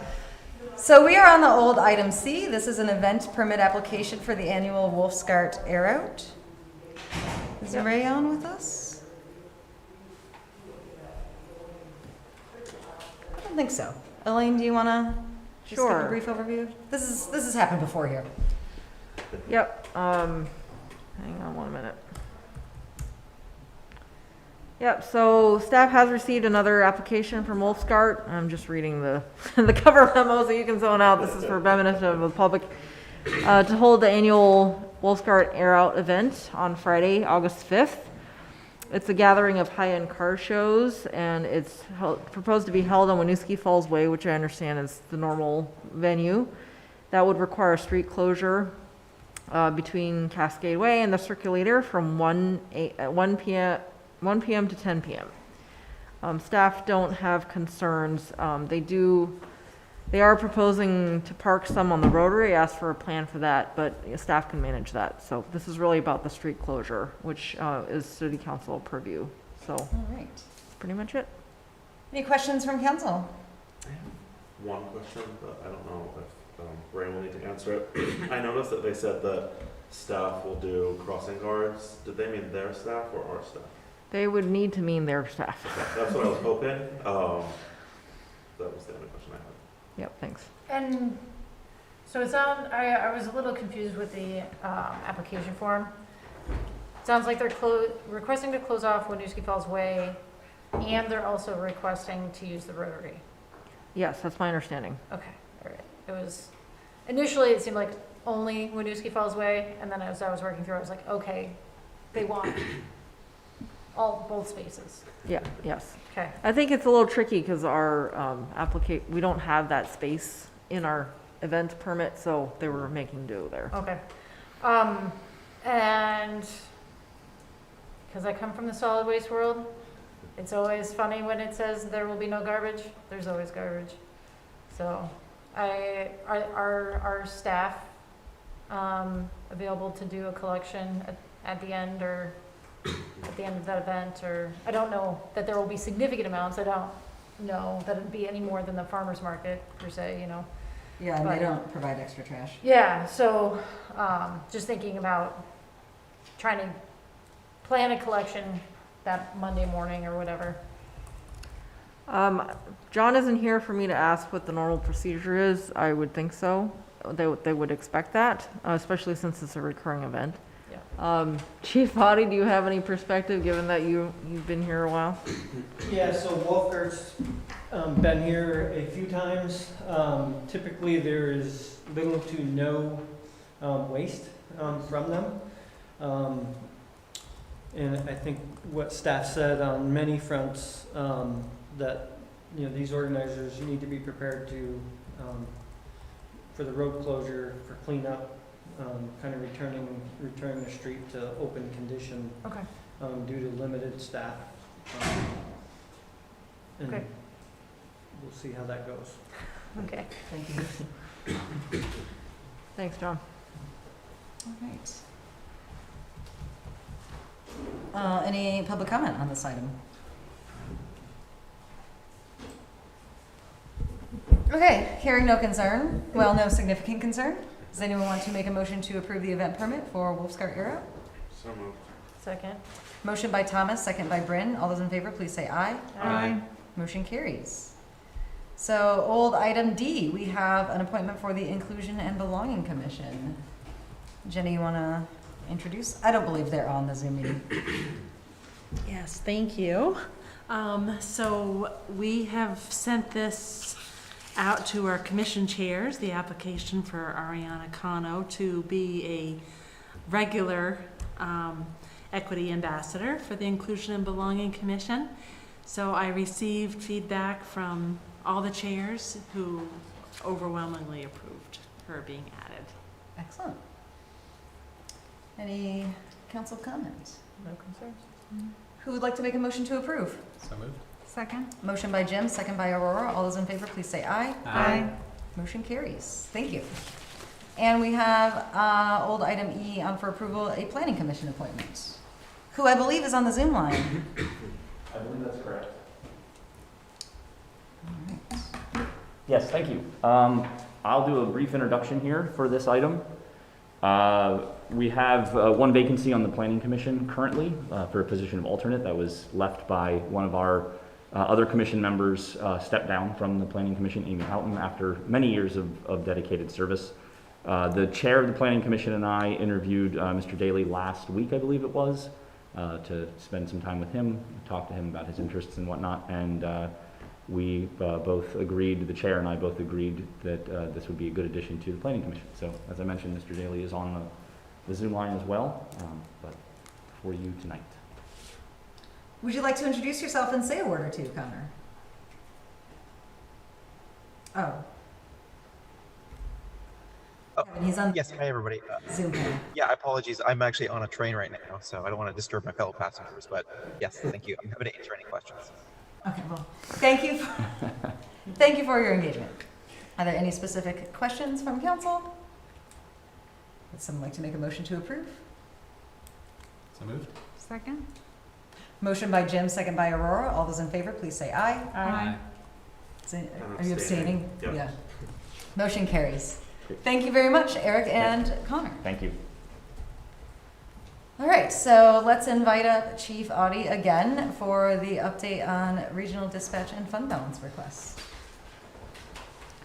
Elaine's put me on the hot seat. Good evening again. So this is a request I'm just looking at on my phone. So the cover sheet and then the subsequent memo and, from the city manager, police chief and fire chief, Angela, in regards to kind of, we tried to give a brief history for the new council members of kind of where we've come, where we are, and where regional dispatch has kind of traveled over the last year or two. You know, there's been significant delays with COVID. They've continued, you know, just prolonged the timelines. In this reserve fund balance request is really trying to close that end gap of $300,000 to complete the initial capital and startup funds that were identified through consulting firm that was hired several years ago now. It seems to get, you know, to get things started. So willing to answer other questions. I don't know what questions. Well, I'm excited to finally see forward motion here. This has been underway for a very long time. Knew this was coming eventually, so thank you for the update tonight. Yeah, I would say, you know, I think we all agree that we're with kind of this approval there. This is, you know, kind of Winooski's commitment to continue in this direction. You know, at some point it will become a certain to start to provide services, and I think we're close to that as we continue these incremental approaches. And you know, as it says in there, to on the next agenda is to talk about hiring an executive director and try to transition from planning to operations. There'll be a lot of work there to do. A lot of that work the managers aren't opposed to do. And quite frankly, you don't want the police chiefs and fire chiefs doing that. We need a neutral party to kind of lead us through that. So we're close to that. Any questions from council? Jim? So if all 5 communities say yes, this is a price tag for Winooski. If 4 of the communities say yes and 1 says no, there's a need to figure out how to cover the additional costs. If that additional cost can't be covered anywhere else, that would come back to municipalities for an additional request. Is that the expectation? So I would view that and advocate that we would have 2 choices at that point. We would either further our commitment or we would bow out, if you will, and there would be some sort of refund in the commitment that you're going to do tonight. Great. That's kind of the discussion that's been had. I don't want to tell you it's a full refund, but it would be some sort of refund that happens. All indicators right now are that all 5 communities have committed to it, and we'll know next week kind of where all communities stand. And then I have one other question, which was how soon will we be facing a loss in police department administrative support? Kind of the next step, number 2 for Winooski, if we vote yes, and all the municipalities vote yes. So I think when I say we, the city manager, police chief, and myself have met. I think, with this, yet another commitment by you on behalf of Winooski, I think really starts to push us to a timeline where we identify that, and is certainly something that Chief Hebert and the manager recognize as a pinch point for Winooski. That we need to find an alternative way to do the admin piece. I don't think anyone's sure where that lands yet. Right, so there's 2 go, no-go points, sort of. Right now, it's the capital and startup funds. The next one is whether we purchase the services. If the city decides to purchase the services, it's by date certain. That date is when it would switch over and we would lose admin support. So with this timeline that I presented in here as being estimated, it's not projected, it's just estimated. We don't even have staff yet, for the regional dispatch. There is potentially time for you to decide to budget for admin support so that when it transitions potentially in July of 24, then you change it over when you have someone to fill in on the admin side in the police department. But that's obviously you haven't decided that yet, but that's the plan that would work.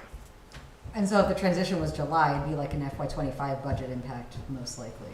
Right. Oh, actually, I guess it would be, do I have that wrong?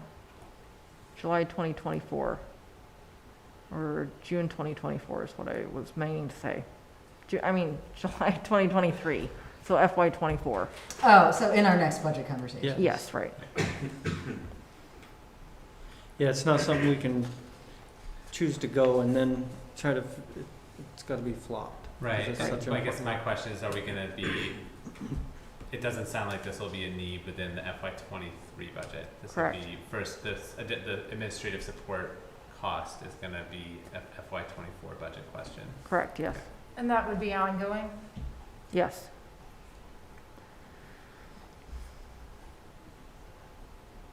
Okay. Other questions? I have so many, but I'll table them. You may have a private meeting with staff. I will accept. There are a lot of operational unknowns, and having a full list of them now is good.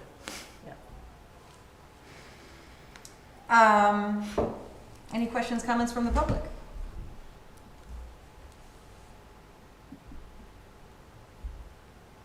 Okay. Do I have a motion to approve the fund balance request for regional dispatch? So moved. Second. Motion by Bryn, second by Thomas. All those in favor, please say aye. Aye. Motion carries. Thank you. Thank you. Okay. Now we welcome Eric back up to introduce the Unified Land Use and Development Regulations Priority Housing Incentives. I'm going to come up here if that's okay. So I can Yes. see you all better and you can all see me. Hopefully.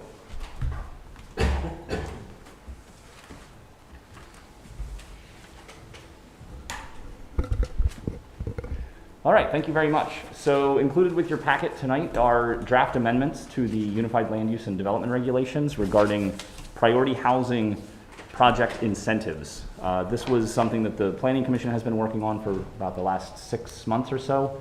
They've held several public hearings on this and have ultimately ended up with the draft that is before you tonight. So these amendments include changes to the land use table in section 2.4, the parking standards in section 4.12, a new section on incentives for priority housing included in section 5.14, and then some additional definitions to support this, these changes.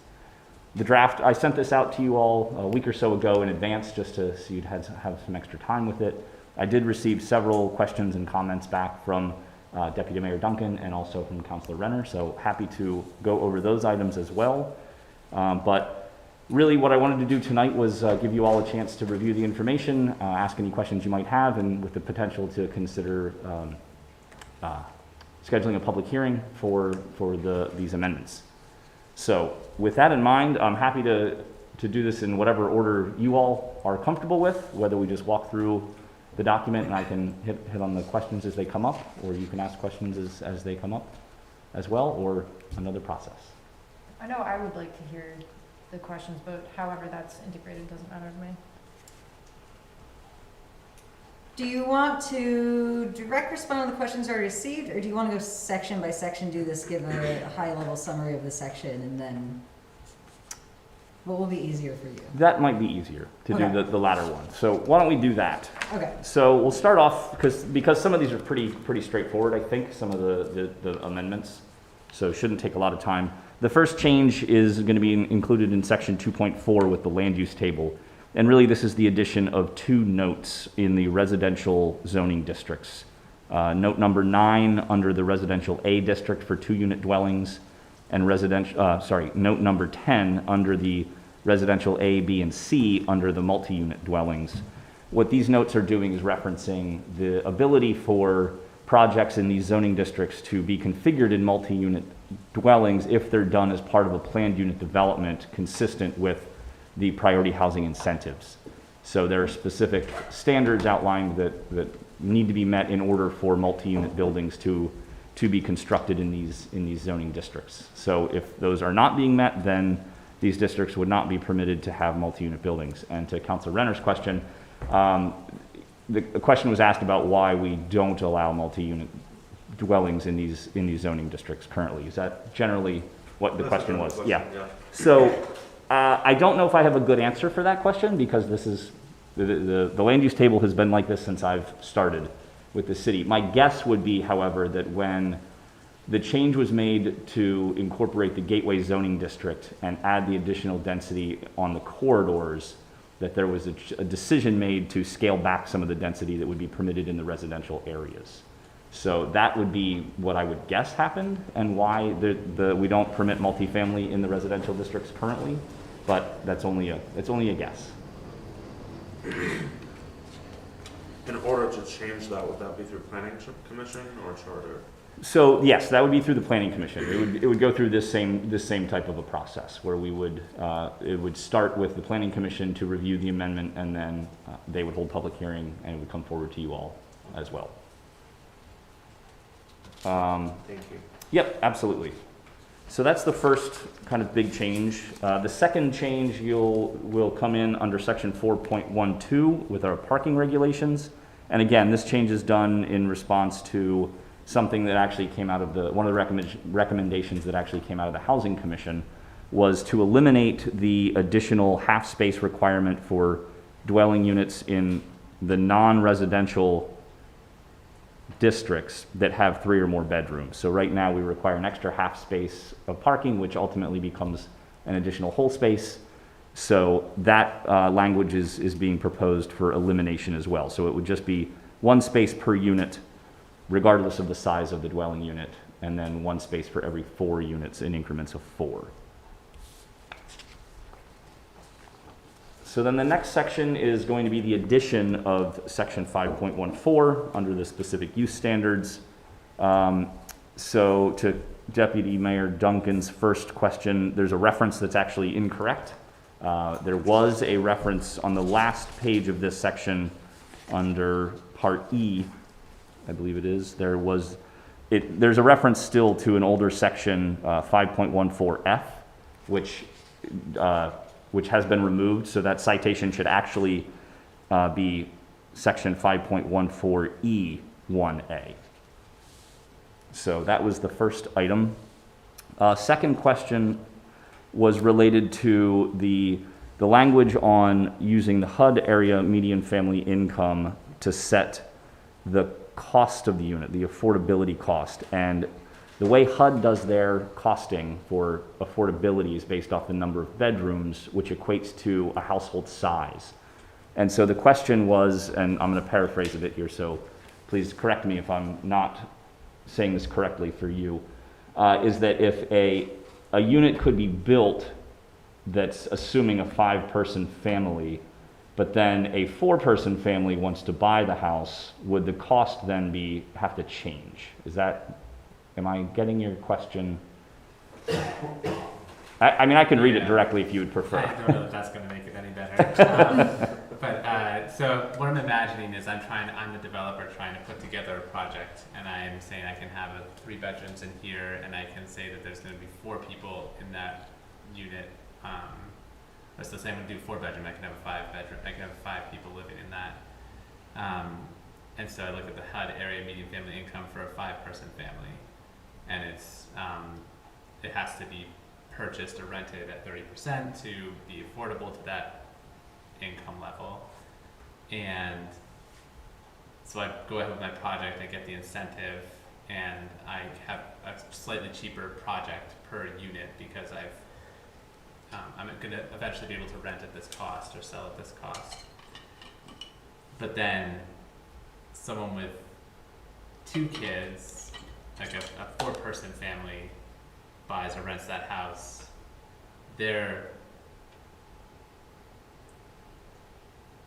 whether they can afford it, I'm trying to distill that down, but basically the cost that would have to be sold at then has to go down because otherwise it would exceed the 30% threshold. The cost that has to be rented at would go down because the actual family occupying the space would now need to they would have a lower median income as defined by HUD, and so they'd have to pay lower rent in order for it to stay below 30% of their cost. So I guess that's the question, is like, did we meet the incentive? Is the incentive working?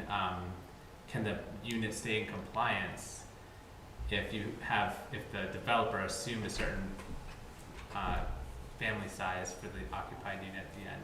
Yeah, so there was actually some language in a previous draft that kind of got to this specific issue. The Planning Commission did recommend that it be removed because it wasn't adding anything to the specific text, but generally speaking, the way that this would be interpreted and the way that this would be enforced is that the household, the size of the dwelling would establish the cost. It would be 30% of whatever the size of the dwelling was. So if it was a 3-bedroom, a 4-bedroom, a 5-bedroom, that would be used to set the size of the household that could afford that unit. So whether a household that matched that same number occupied the unit that's not really I don't want to say that's not of a concern, but that's not what we're not going to adjust the price based off of who the potential occupant is. So in that same scenario, a house that has the bedroom count would be sufficient for a family of 5. A family of 8 could move into that, and they wouldn't have to pay more.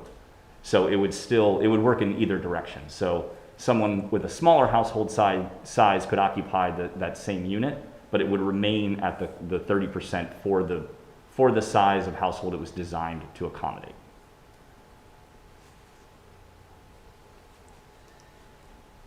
And so as far as certifying affordability, so whether it's a 3-person family or a 4-person family or a 10-person family, they would only ever certify the affordability against there are 3 bedrooms. Correct. And that should be for a 4-person family. Correct. HUD doesn't let you share double up, right? So I think they do for a certain number of bedrooms, and then after that it's only single occupancy. Okay. But so the certification would be based on the design of the dwelling unit. Yeah. Okay, that answers my question. Thank you, Eric. So the next question was actually also related to some of the qualifying piece. There's basically under part D1, there's A, B, and C. The question was related to B and C. The language is very similar in both, but it's really, so they are kind of doing the same thing, but one is it's really more for clarification that if the project is owned by an affordable housing provider, some of the certifications are not necessary because if they're already doing those certifications anyway, there's not a need for the additional certification. But we wanted to make it clear that if the building was going to be privately owned, when units turned over, there needed to be some third party that has the expertise involved with making sure that the certifications are done to verify the household incomes for the unit. But B has a second sentence that waives the provision if it's being managed by a... That's correct, and that would allow for a private developer to manage some of the building or some of the units as market rate, and then they could designate the rest of the units, the affordable units, to be managed by a third party, basically, if they so choose. So they could designate a portion of the project, not Correct. the entire project, for management by a housing authority or other nonprofit. Potentially. Okay. Do we see those models in Vermont currently? That is a good question. Not that I'm aware of. But it doesn't mean. But yeah. It's not possible. Okay. Right. Gotcha. So I think the next questions come in on later pages, so I'll get to those here in a moment. But basically what we've done here is we've drafted language that would incentivize priority housing, basically being units with 3 or more bedrooms or housing that was affordable. We specifically used the 100% of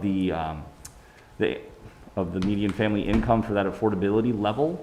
Part of that was done because that's not to say that it can't be affordable to somebody making less than that, but that would be the top end. We didn't want to exceed that. So a lot of the programs that are out there are only eligible for if it's at 80% of area median income. So this would allow for some additional affordability, but I think there's also been expressed that there is a need for some of that, what's generally termed as the missing middle housing. So we are looking for affordability, but we made the decision to bump it up a little bit in that regard. So basically there's qualifications that need to be included, as we just discussed, for the certification of the units themselves to make sure that they are maintaining the affordability. It was set at a 20-year affordability level, and that actually, the question from Deputy Mayor Duncan again was, what if the project raises rents beyond the affordability threshold within that 20-year time frame? If that would happen, we would basically treat it like any other violation of the zoning regulations and issue them a notice of violation and proceed through the normal channels that are outlined in the regulations currently. So that's the process that would play out for units that are found to not be meeting that affordability threshold. And I'm sorry, I don't know the details of that proceeding. Would that apply to the entire, like, if there are penalties assessed, is it applied to the entire is the entire project deemed out of compliance, or is it just that unit? It would probably be the entire project, because the project is what gets the permit. Or it would really depend on how it was permitted, but generally speaking, it would be the project. The whole collection, yep. Because that's what generated the ability to have this. That's correct. Okay. Yes. Let's see. So we included incentives both in the for affordable units that would be built in our residential districts through the planned unit development process, and then we also created some incentives for units that would be in what I typically call our non-residential districts. So the Gateway, the downtown core, the central business district, that are not our standard residential districts but do allow for residential development. So the incentive in the residential districts is, like, as I mentioned, with the planned unit development, and what we did was allow for an incentive to cluster the buildings, or sorry, cluster the units in multi-unit configurations if at least half of the project were to meet the 3+ bedroom requirement. So I may have just misspoke. Sorry, the entire project has to meet that. No, that's not right either. I'm sorry, I'm getting myself confused here because we changed this on several occasions as well. 50% of the, excuse me, 50% of the dwellings in the project would need to meet the 3 or more bedroom configuration. The density incentive is for 100% of the project. So if half of the project has 3 or more bedrooms, then the units can be configured based on the zoning district where they are, either in 4-unit buildings or in 6-unit buildings. Then there's another incentive for a density bonus where 100% of the project would need to be both affordable and have units with 3 or more bedrooms. So every unit would need to have both of those items. And then in those instances, the project would be eligible for would be eligible for a density bonus based on the zoning district where it's located. And that's outlined on the last page of this section. So there was a question again from Deputy Mayor Duncan about this, is that with the production rate of the bonus units, and that it would only become functional if if 3 or more lots were combined. So as a real quick overview on plan unit developments, the way that they typically function is that you have a piece of land, and then you take the total square footage of that land to determine the number of lots that you could create from that property based on the minimum lot size. So in the residential in the residential A district, we require a minimum of 10,000 square feet for a lot. If you had an acre of land that's about 43,500 square feet of land, you could get 4 building lots out of that. So for each new building lot, that'd be 3 new building lots. In this instance, you would be able to do a half a unit for each of those lots. So you would have the ability to do 1.5 more dwelling units, with the provision being that it get rounded up to the nearest whole unit. So basically, in that situation, if you did a planned unit development on an acre of land in the residential A district, you'd have the ability to do 2 additional units as bonus if the entire project that you proposed was affordable and 3 or more bedrooms per unit. And then those bonus units could be whatever configuration you wanted to make them in, and they would not need to meet the affordability. And that was another question. That the reason that why we did that was to provide a little bit more of an incentive for the developers, because if we're getting an entire project that has affordable and 3+ bedrooms, we wanted to be able to give them something that they could potentially recoup some of their investment back and make it more enticing for them to go that route. May I interject? Please. Because a big part of the discussion around the plan unit developments was, and if you can confirm this, no matter what it's built in the configuration, the lot coverage requirements don't change. That's correct. Yes. Yeah, and there was a lot of discussion at the Planning Commission related to the bonus unit provision. And it's really important to keep in mind that regardless of whether or not the project still would need to meet all of the dimensional standards that we have. So lot coverage, the setback requirements. Planned unit developments are considered major subdivisions, so they have to go through full site plan review, the full subdivision review process in front of the Development Review Board as a sketch plan, as a minor, and then a preliminary, and then a final plan or a combined preliminary final, depending on the complexity. So there's no relief from the lot coverage requirement through that process. So it's possible that even the base development may not be able to build to its fullest potential based on the number of units that it can create. As an example, the new development on Molly's Way, there's 9 units that have been built there.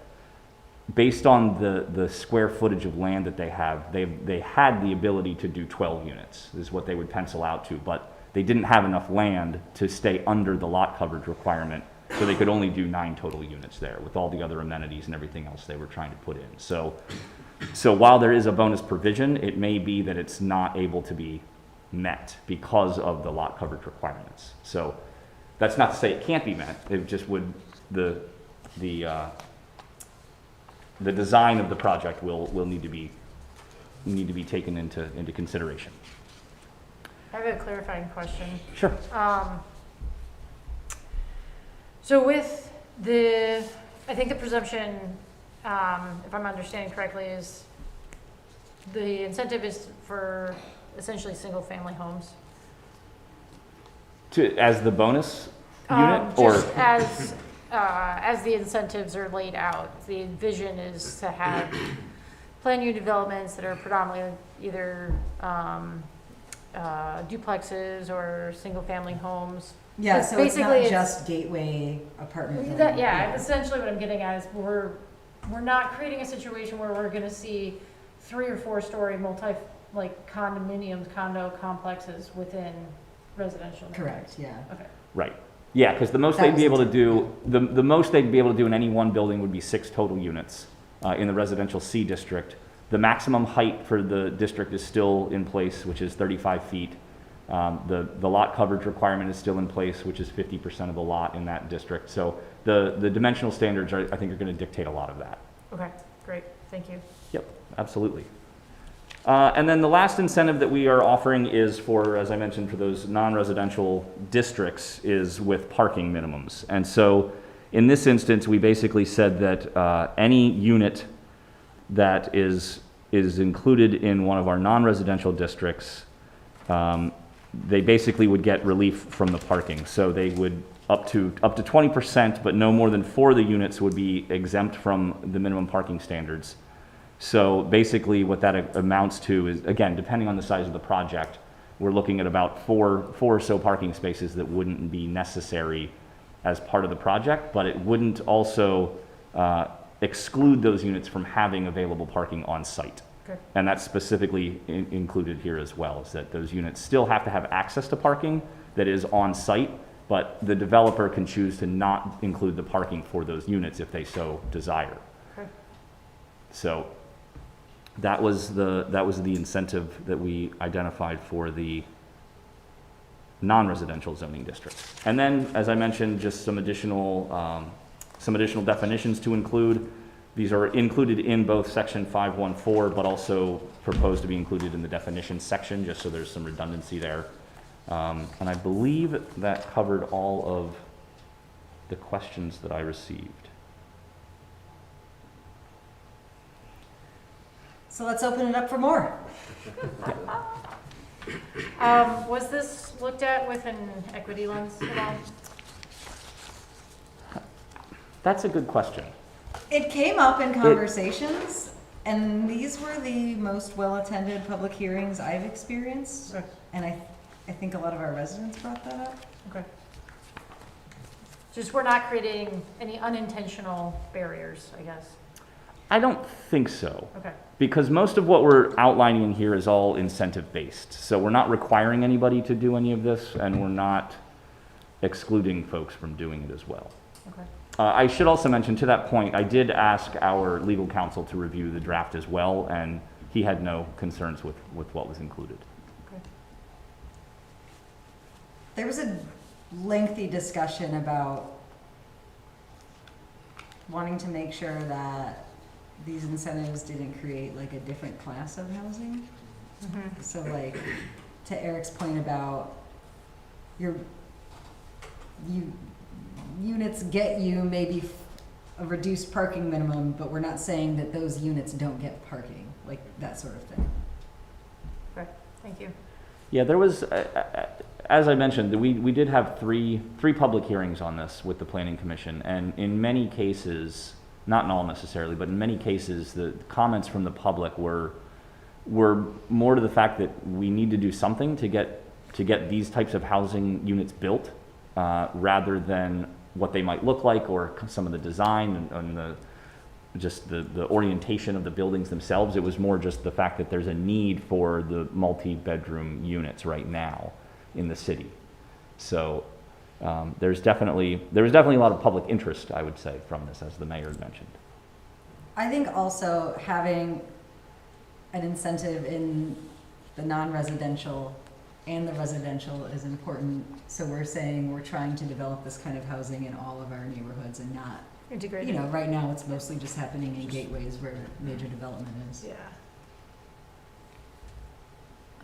Can I ask Yeah. a clarifying question? I'm just trying to make sure I understand. So this is in section 514 DA. I was just wondering if you could speak to the minimum of 20 years? Sure. Yeah, we actually did have some discussion about that at several of our meetings, and we landed on 20 years. Mostly, I think, because that was kind of identified as the general, I don't want to say useful life, but the general lifespan of a unit before major modifications need to be made. So that was kind of a good cutoff that we felt would make sense to kind of then potentially reset the unit if it was going to remain affordable, or if it needed to be, or if it could change to market rate, that would be a good time for something to be done, at least to reevaluate the property. Okay, that's what I thought. What is stopping people, once they hit that 20 mark, from kicking out their current tenants without technical cause and just upping the price? That's a good question. I'm not sure I have a good answer for that. So, I mean, we did discuss different options for the affordability time horizon. That's definitely something you all as council can choose to visit or to revisit, I should say, if you want to see that as a longer time frame. Yeah. Oh, go ahead. I was going to say, I think this might point to a different need for other protections. Yeah, so what I was gonna say is, the consensus was not to, I don't know if it started this way or it was discussed like lifetime, but the needs of our community could change, right? Maybe at some point we have overdeveloped affordable housing that's not getting full because we've solved the wealth disparities, which is unlikely, but so having some flexibility there would be important. We are also going to have a conversation at our August meeting about the other ways you approach that through like evictions, protections, rent stability, what have you. Things that we actually need state help with. Like, this is a mechanism within local control that we can actually press on to impact housing. Those sorts of protections, by and large, the authority doesn't sit with us at this, like, we need permission from the legislature. So that is something that we'll be discussing soon. Yes, I just want to flag it, especially with this, that it kind of drives home that issue. Yeah, because I personally, I think 20 years is great for reevaluating our needs, but also shouldn't just be an open door to say you're out. Yep. Yes, yeah, thinking about what happened at 300 Main. Mm-hmm. When those protections aren't in place. So this would kind of be losing, the protections were there and then they're lost, which could really put people in a dangerous spot. Yeah.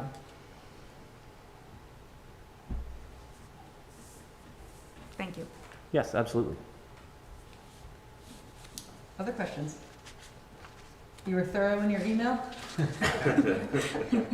think the only thing that's kind of unresolved from the things I had raised, I think making it clear that the affordability criteria relate to the bedroom count and making it clear exactly how you're going to compute that, like what the ideal not the ideal, that's the wrong word, but what the model family is for that.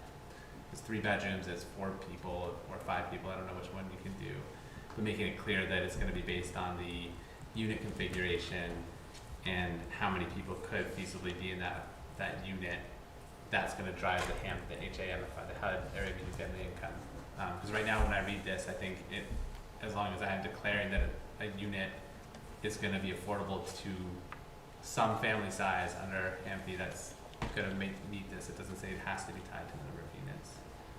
Sure, and that's, like I said, there was language that did discuss that previously, that the Planning Commission, I think at their last public hearing, actually recommended that it be removed. So I can look to see what we would need to do to add that back in, and if that would be enough of a change to require it go back to the report be updated by the Planning Commission. It may not, because it was included in a previous version of the language that went through public hearing, so I may have to just double check on that first, but. Okay. And I think like an important point to clarify, because it'll also affect how you determine whether a project stays in compliance over time. Right. Will that be beneficial for like the DRB review or any other consistency over time? It may. I mean, it may help to just have it in there so that, have the language included so that it is clear about how the units are being, how the affordability is being calculated based on the bedroom count and not the family size itself. So Okay. that might be helpful. I see it as also a way to encourage some efficiency in how people search for housing, in that you don't, if you know that the price is going to be set based on the number of units and you choose to add it, you want an office, right? You can, and you could afford it. Like, you may choose not to because it'll be at a higher cost to you. I can see the benefit. And I like the idea of having, switching gears, because I kind of questioned the bonus units not being included as part of having to meet those requirements of bedroom unit and affordability criteria. I think it's important to consider one of our housing goals is economic integration in this community, and that while I don't think that previous assessments of how economic integration is or is not working in our housing supply, I do think that this is a way to make sure that if it's good for the project, if it works for the project, there can actually be greater integration for households in our community, so we aren't stratifying where people can live. Yeah, that actually did come up at the Planning Commission, was that by allowing the bonus unit to be whatever the developer wanted would potentially create a more mixed income development in some of these situations. Is there any public comment?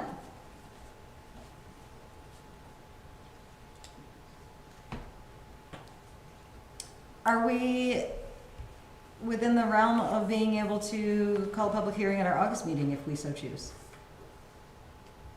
Do we have enough time to do that? We do, actually, yes. I did look at the calendar, and I believe I can get the ad out. If I can get the ad out this week, which there should still be time based on the Free Press's schedule, we should be able to meet the advertisement requirements. Would someone like to make a motion to set a public hearing for August 8th for the priority housing incentives? Second. Motion by Jim, second by Aurora. All those in favor, please say aye. Aye. Motion carries. Do you need anything else? I don't think that I do. I think that's all that I need from you Okay. all. Thank you all very much. Thank you for the walkthrough. Thank you. All right, so we are on to discussion approval, the strategic vision goal update for economic vitality. Yep, so we've got your usual update in your packets. There's quite a bit of language there. I think this is our first one under the new strategy and priorities. So I'll just summarize for anyone listening that there were 3 must-dos and 5 recommended actions that council agreed on. And the ones under staff control are progressing pretty well. One big one that you just dealt with, which is the first recommended one, are under land use code incentives for housing. The ones that we have a little bit more challenges are actually in the must-dos, working communities challenge grant objectives, which have to do with equity. Loss of a staff person and needing to regroup was a big part of that. And then redevelopment of 17 Abenaki Way, also known as Lot D, or 7D, is, has funding constraints, so it's quite a bit out of, not all entirely in our control. If you have any questions about specifics, this is the time. I do have a couple, and maybe this isn't the time for it, but what is the progress or plan on the equity director position? I know that there was a lot that you wanted to that we all wanted to regroup on and assess, but it is an important position, so I just want to make sure that we are charging forward on refilling that. Yep, thanks for the question. So we are undergoing a training series at the leadership team level. There are 6 sessions total. We just finished session 4. Actually, I need to ask you all if you can commit to, at this point, it's a 2-day training. I don't know how many hours that is. I'd ask for that clarification. The next step was designed to be at the city council level. There's also, then we have to figure out how we orient our teams to that, at each department level. And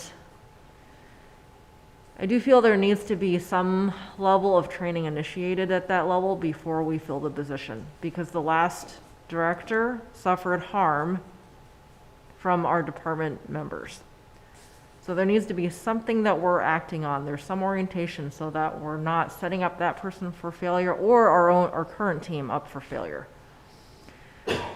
I am anticipating that I think we'll feel ready to rehire that sometime this calendar year, but I'm not ready to tell you now when that is.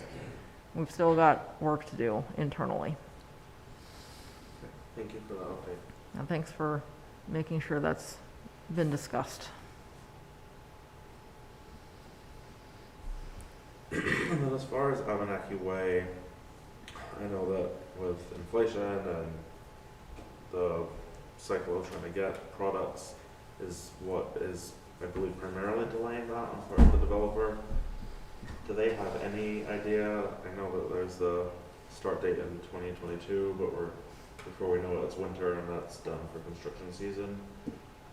Do they have any idea when they might be able to pursue this more? My understanding is they need more funding to be able to do that. And they were counting on, as Bill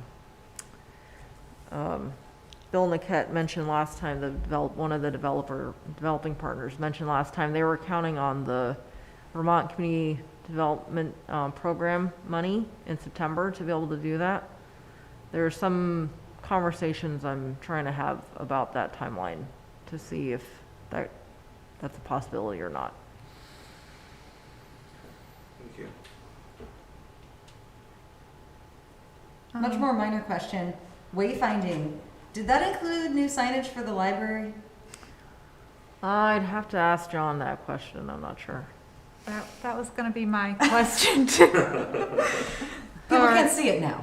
Yeah. It's back there. Yeah, or where it is on that list of priorities, at least as kind of a timeline. I will follow up. I know that the signage isn't done yet, so we'll have to see if the library was part of the. Okay. I did see one of the pool ones. It looks very good. I can help partially answer some of that question for you all. We were talking about it earlier today. As you know, the wayfinding basically starts in the downtown garage for parking, and then each additional piece of that will be phased after. John Rauscher and I talked about it a little bit today. The next piece is possibly a budget question to see if we can budget for the next phases next year, possibly next fiscal year. And then we'll have to meet, I think, as staff to prioritize, departmentally which facilities and which areas to prioritize. Thanks, Paul. I get asked about wayfinding a lot.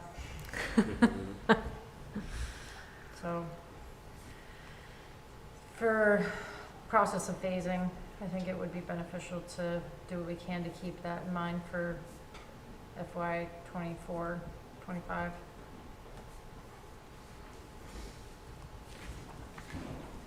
Ask another question. Yeah. In the recommended develop plan to execute tasks managed by the currently vacant CEDO position, in grant applications it says, when possible, the city manager with relevant staff will write days when capacity or specialty dictates. Excuse me. Applications will be contracted out with everything that you have on your plate. What is the likelihood that you're able to write these grant applications and put all of the work into those? I don't know. It depends. This is the big hole that is being left for sure. Yeah. And there isn't a good plan because it's a matter of capacity. So this is the only possible configuration, and it might not be viable. Because I'm going to ask, we probably don't have the money to contract that work out. Well, we had, we will, this is a stupid way to plan, but the longer we take to fill the housing position, we will have that much salary savings from the planned CEDO position to spend on. And that you would not plan for that, but it is definitely gonna take a little time still to hire for housing. So that would be this year, the pot, the small pot. Gotcha. That was gonna be my question, is are you using vacancy savings to contract, is it something you might actually develop like a umbrella contract or retainer with a grant writer to have faster access to that service if something comes up, or is that not, is timeliness not that much of a need?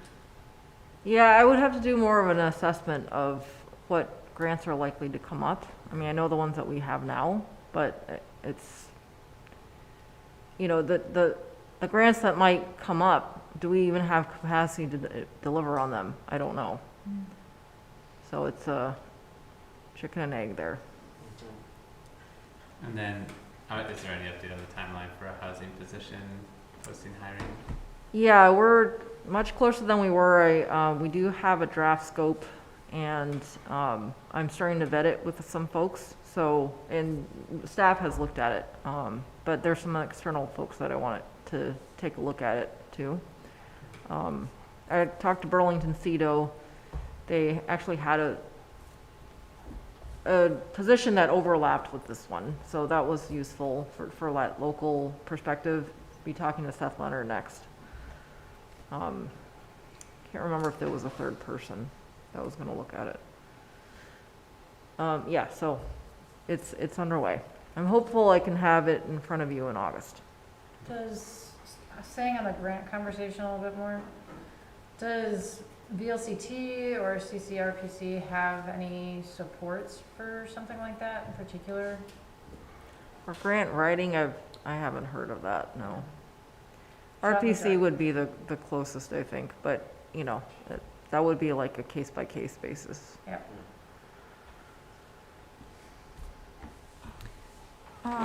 My one final question is actually at the very last, the reviewing retail cannabis applications. I just noticed that it cut off at the end, so I wanted to make sure there's nothing missing.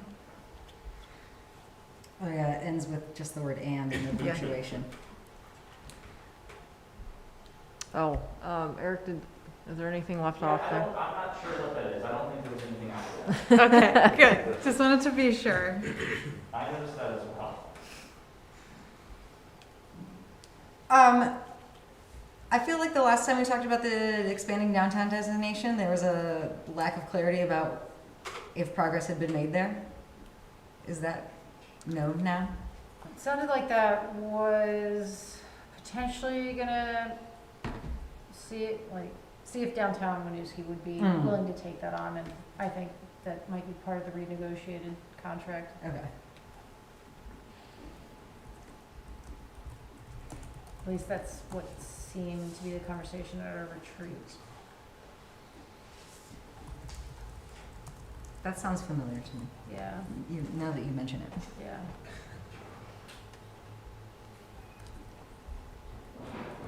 Any other questions about this progress report? All right, would you like us to approve this, Elaine? If that is your normal process, sure. Usually we just listen to them, but it says discussion approval, so.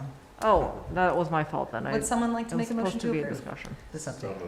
Second. Motion by Thomas, second by Bryn. All those in favor, please say aye. Aye. Motion carries. We're accepting it. Okay, that's good. Thank you. Okay, so now we are on to discussion approval, a reserve request for staff bonuses. Yes, so I am requesting two sets of one-time bonuses. One what you were aware of, it was negotiated during the ASME or Public Works contract renewal. The total for that comes to $10,233.50. The other set is for staff who took on additional work due to staff vacancies. Some who fall in this category already receive bonuses. This list takes care of the others. That total comes to $22,766.50. Although it's listed as coming from unassigned fund balance, both will be more than covered by a staff vacancy we are not filling this fiscal year. So those savings will end up in reserves. Questions, concerns? I will say I support this for sure. I think we always have vacancies. And so I think there's a different threshold that occurred over the last year plus with the roles that were being filled and the amount of them. So I just want to make it clear that like being down a man on a team doesn't always lead to this outcome. Or person. Yes, thank you. But I interpret this as one time, special case, special scenario, and not something that would be a year over year occurrence. Duly noted. I mean, unless, I'm not even going to say that out loud. Please don't. But it would be understandable if that, yes. It's a special scenario. Hopefully. Yeah. I hope so. Any other council questions, comment? I don't know if I want to raise this, but given that it seemed to be exceptional and particular to what's happened over the last 2 years, I wonder if this is something that we should consider for ARPA funding instead of reserve use. I don't know if that's a potential, but I see these as COVID impacts, to be honest, in terms of why certain groups got stressed. You had rapid inflation and a lot of wage growth, or a lot of competition in the labor market. So like, I don't know. I don't know that the source totally matters, but just raise that as a potential way to also isolate this from a kind of ongoing year-over-year operational expectation. And I don't know if there's a benefit to that, just throwing it out there. I'll comment that if you wanted to state that in the motion, then it would clarify that. However, just a reminder that your ARPA funds are unassigned fund balance now. Yep. Right. It is kind of silly to designate this is coming from our ARPA funds. But the reasoning is still, could be stated. That seems fair. You want to make the motion, Jim? What I just said, minus the word ARPA, no. So I would move that, well, first, can we do these separately? I don't think so, no. We can't we can't do two motions on this one item? It was a request. Not that it's set up that way, but can we just do what we approve with the contract and then the second? Oh, sure, I don't see why you couldn't, Okay, so first I would move that we approve the $10,322.50 of ASME bonus pay. Second? Yeah, second. Motion by Jim, second by Aurora. All those in favor, please say aye. Aye. Motion carries. All right, here's a fun one. So now I would also move that we approve the use of unassigned reserve balance of in the order of $22,699.25 as outlined in the memo, recognizing that this is a unusual one-time bonus given due to hardships from COVID.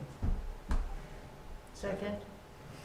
Motion by Jim, second by Bryn. All those in favor, please say aye. Aye. Motion carries. I will say the ASME bonus is technically also because of that. That is true too. Because it was inflation driven, but it doesn't matter if you don't want to say that. Well, and I think that, the contract negotiations used as that reason, but there are other reasons behind the way the bonus is structured versus the percentage increases. Like, yes, but I felt it was more of a package, whereas these bonuses are really about vacancy. But your point is, that's true. Okay. We could just combine them again and make it all simple as proposed. It's fine. Thank you. Let's move on.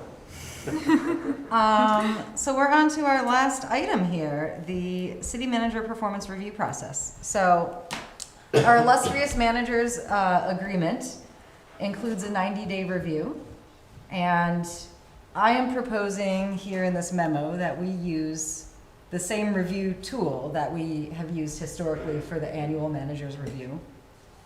It involves members of the council doing a rating based on competencies of the role. Those competencies have been updated in concert with our HR and Elaine to include specific equity measures, which were not there before. And then there is also a narrative-only tool for leadership team members. So the idea would be that council leadership team complete their evaluation tools, and then I'm seeking a volunteer to collect those responses, aggregate them, removing, leadership names, council, de-identifying them, and then sharing back with council and with our manager for the actual review discussion. The goal here is to be like a progress check ahead of that 90-day period and have some discussions about moving forward. We're not like trying to set specific goals out of this, and we would revisit the process again at the 1 year mark. Are there any questions? I'm not sure I guess if this is best practice, but I was wondering about the kind of, 360 review for Elaine to provide some narrative too, but I don't know. We haven't done that historically. Let's talk about that at the end of this review and see if we want to bake it into the annual. That work for you? Well, I would expect that it would be a discussion, so maybe my comments would be after, I heard what everybody had to say, then I could comment on that. Okay, sounds good. I just want to, make sure that you have your voice. Appreciate that. Yeah, so that I should clarify that too. In the end, we have an executive session meeting to discuss, where we're at and where we're looking forward to. We also warned an executive session tonight, just in case any questions get too into the weeds, but. I see this as a form, and I'm thinking about during the public meeting with the city managers, we had a Survey Monkey set up. Is it possible to digitize? If you want to build that. Well, does the city have, I can build it. Does the city have an account? Paul? Can you repeat the question one more time? Historically, the volunteer counselor dumped it all into a spreadsheet. Yeah. Which is manual. I agree, a form is a better solution, but. Forms make spreadsheets. Yes. Paul, did you respond? Do we have a SurveyMonkey account? We had access to one, and still technically do. I believe it's a free account. So the level of access, the level of ability that it has is limited to that free level, but we do, as you know, the website has a form function, so we can create any custom form that you may need with the winooskivt.gov website. And we could make that private, so only someone with the direct link could use it. Correct. Yep. And then we'd be able to export the responses, I believe, as CSV and PDF. It's certainly not as comprehensive as a full-paid SurveyMonkey account, depending on how many responses you get, and especially with the different ways to show that information. But it is a pretty powerful tool. I wonder if you might want to consider using a free Google form instead, because I have admin access to the website, so I don't want anyone to think that I might tamper with the responses. Oh, that's a good point. Thank you. Or that other staff have access to seeing these,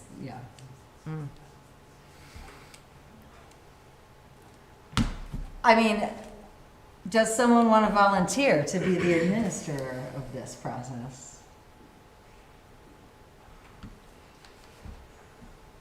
I'm not going to be. You want to make a survey, what was that? I'm good with SurveyMonkey, not with Google Forms. Yes, I will volunteer. Thank you. Oh, shucks. Do you have the timeline open right there? Great. So the idea was to distribute the tool tomorrow, assuming you were just forwarding Tomorrow. a document along, but if you were gonna build a new survey, when do you feel like that is a realistic? Assuming there's no changes to this, Yeah. and I can get. I'll send you the word. Yeah, perfect. Thank you. I can likely have this ready tomorrow afternoon. So let's say, well, we'll give a little padding. We'll say this week, shoot for tomorrow, and then the goal being that council and leadership team still complete by July 27th. Okay. Any other questions or concerns, suggestions? Looks comprehensive. All right. Oh.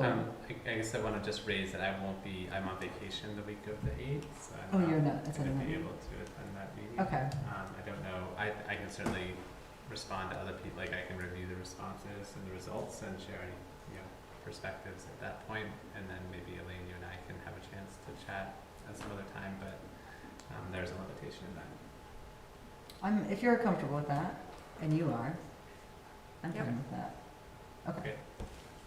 We'll just make sure to get your, because you'll have a few days to look it over Right. and then submit any comments. Yep. Okay. It doesn't say it's on for approval. Should we take a vote on it? Oh dear.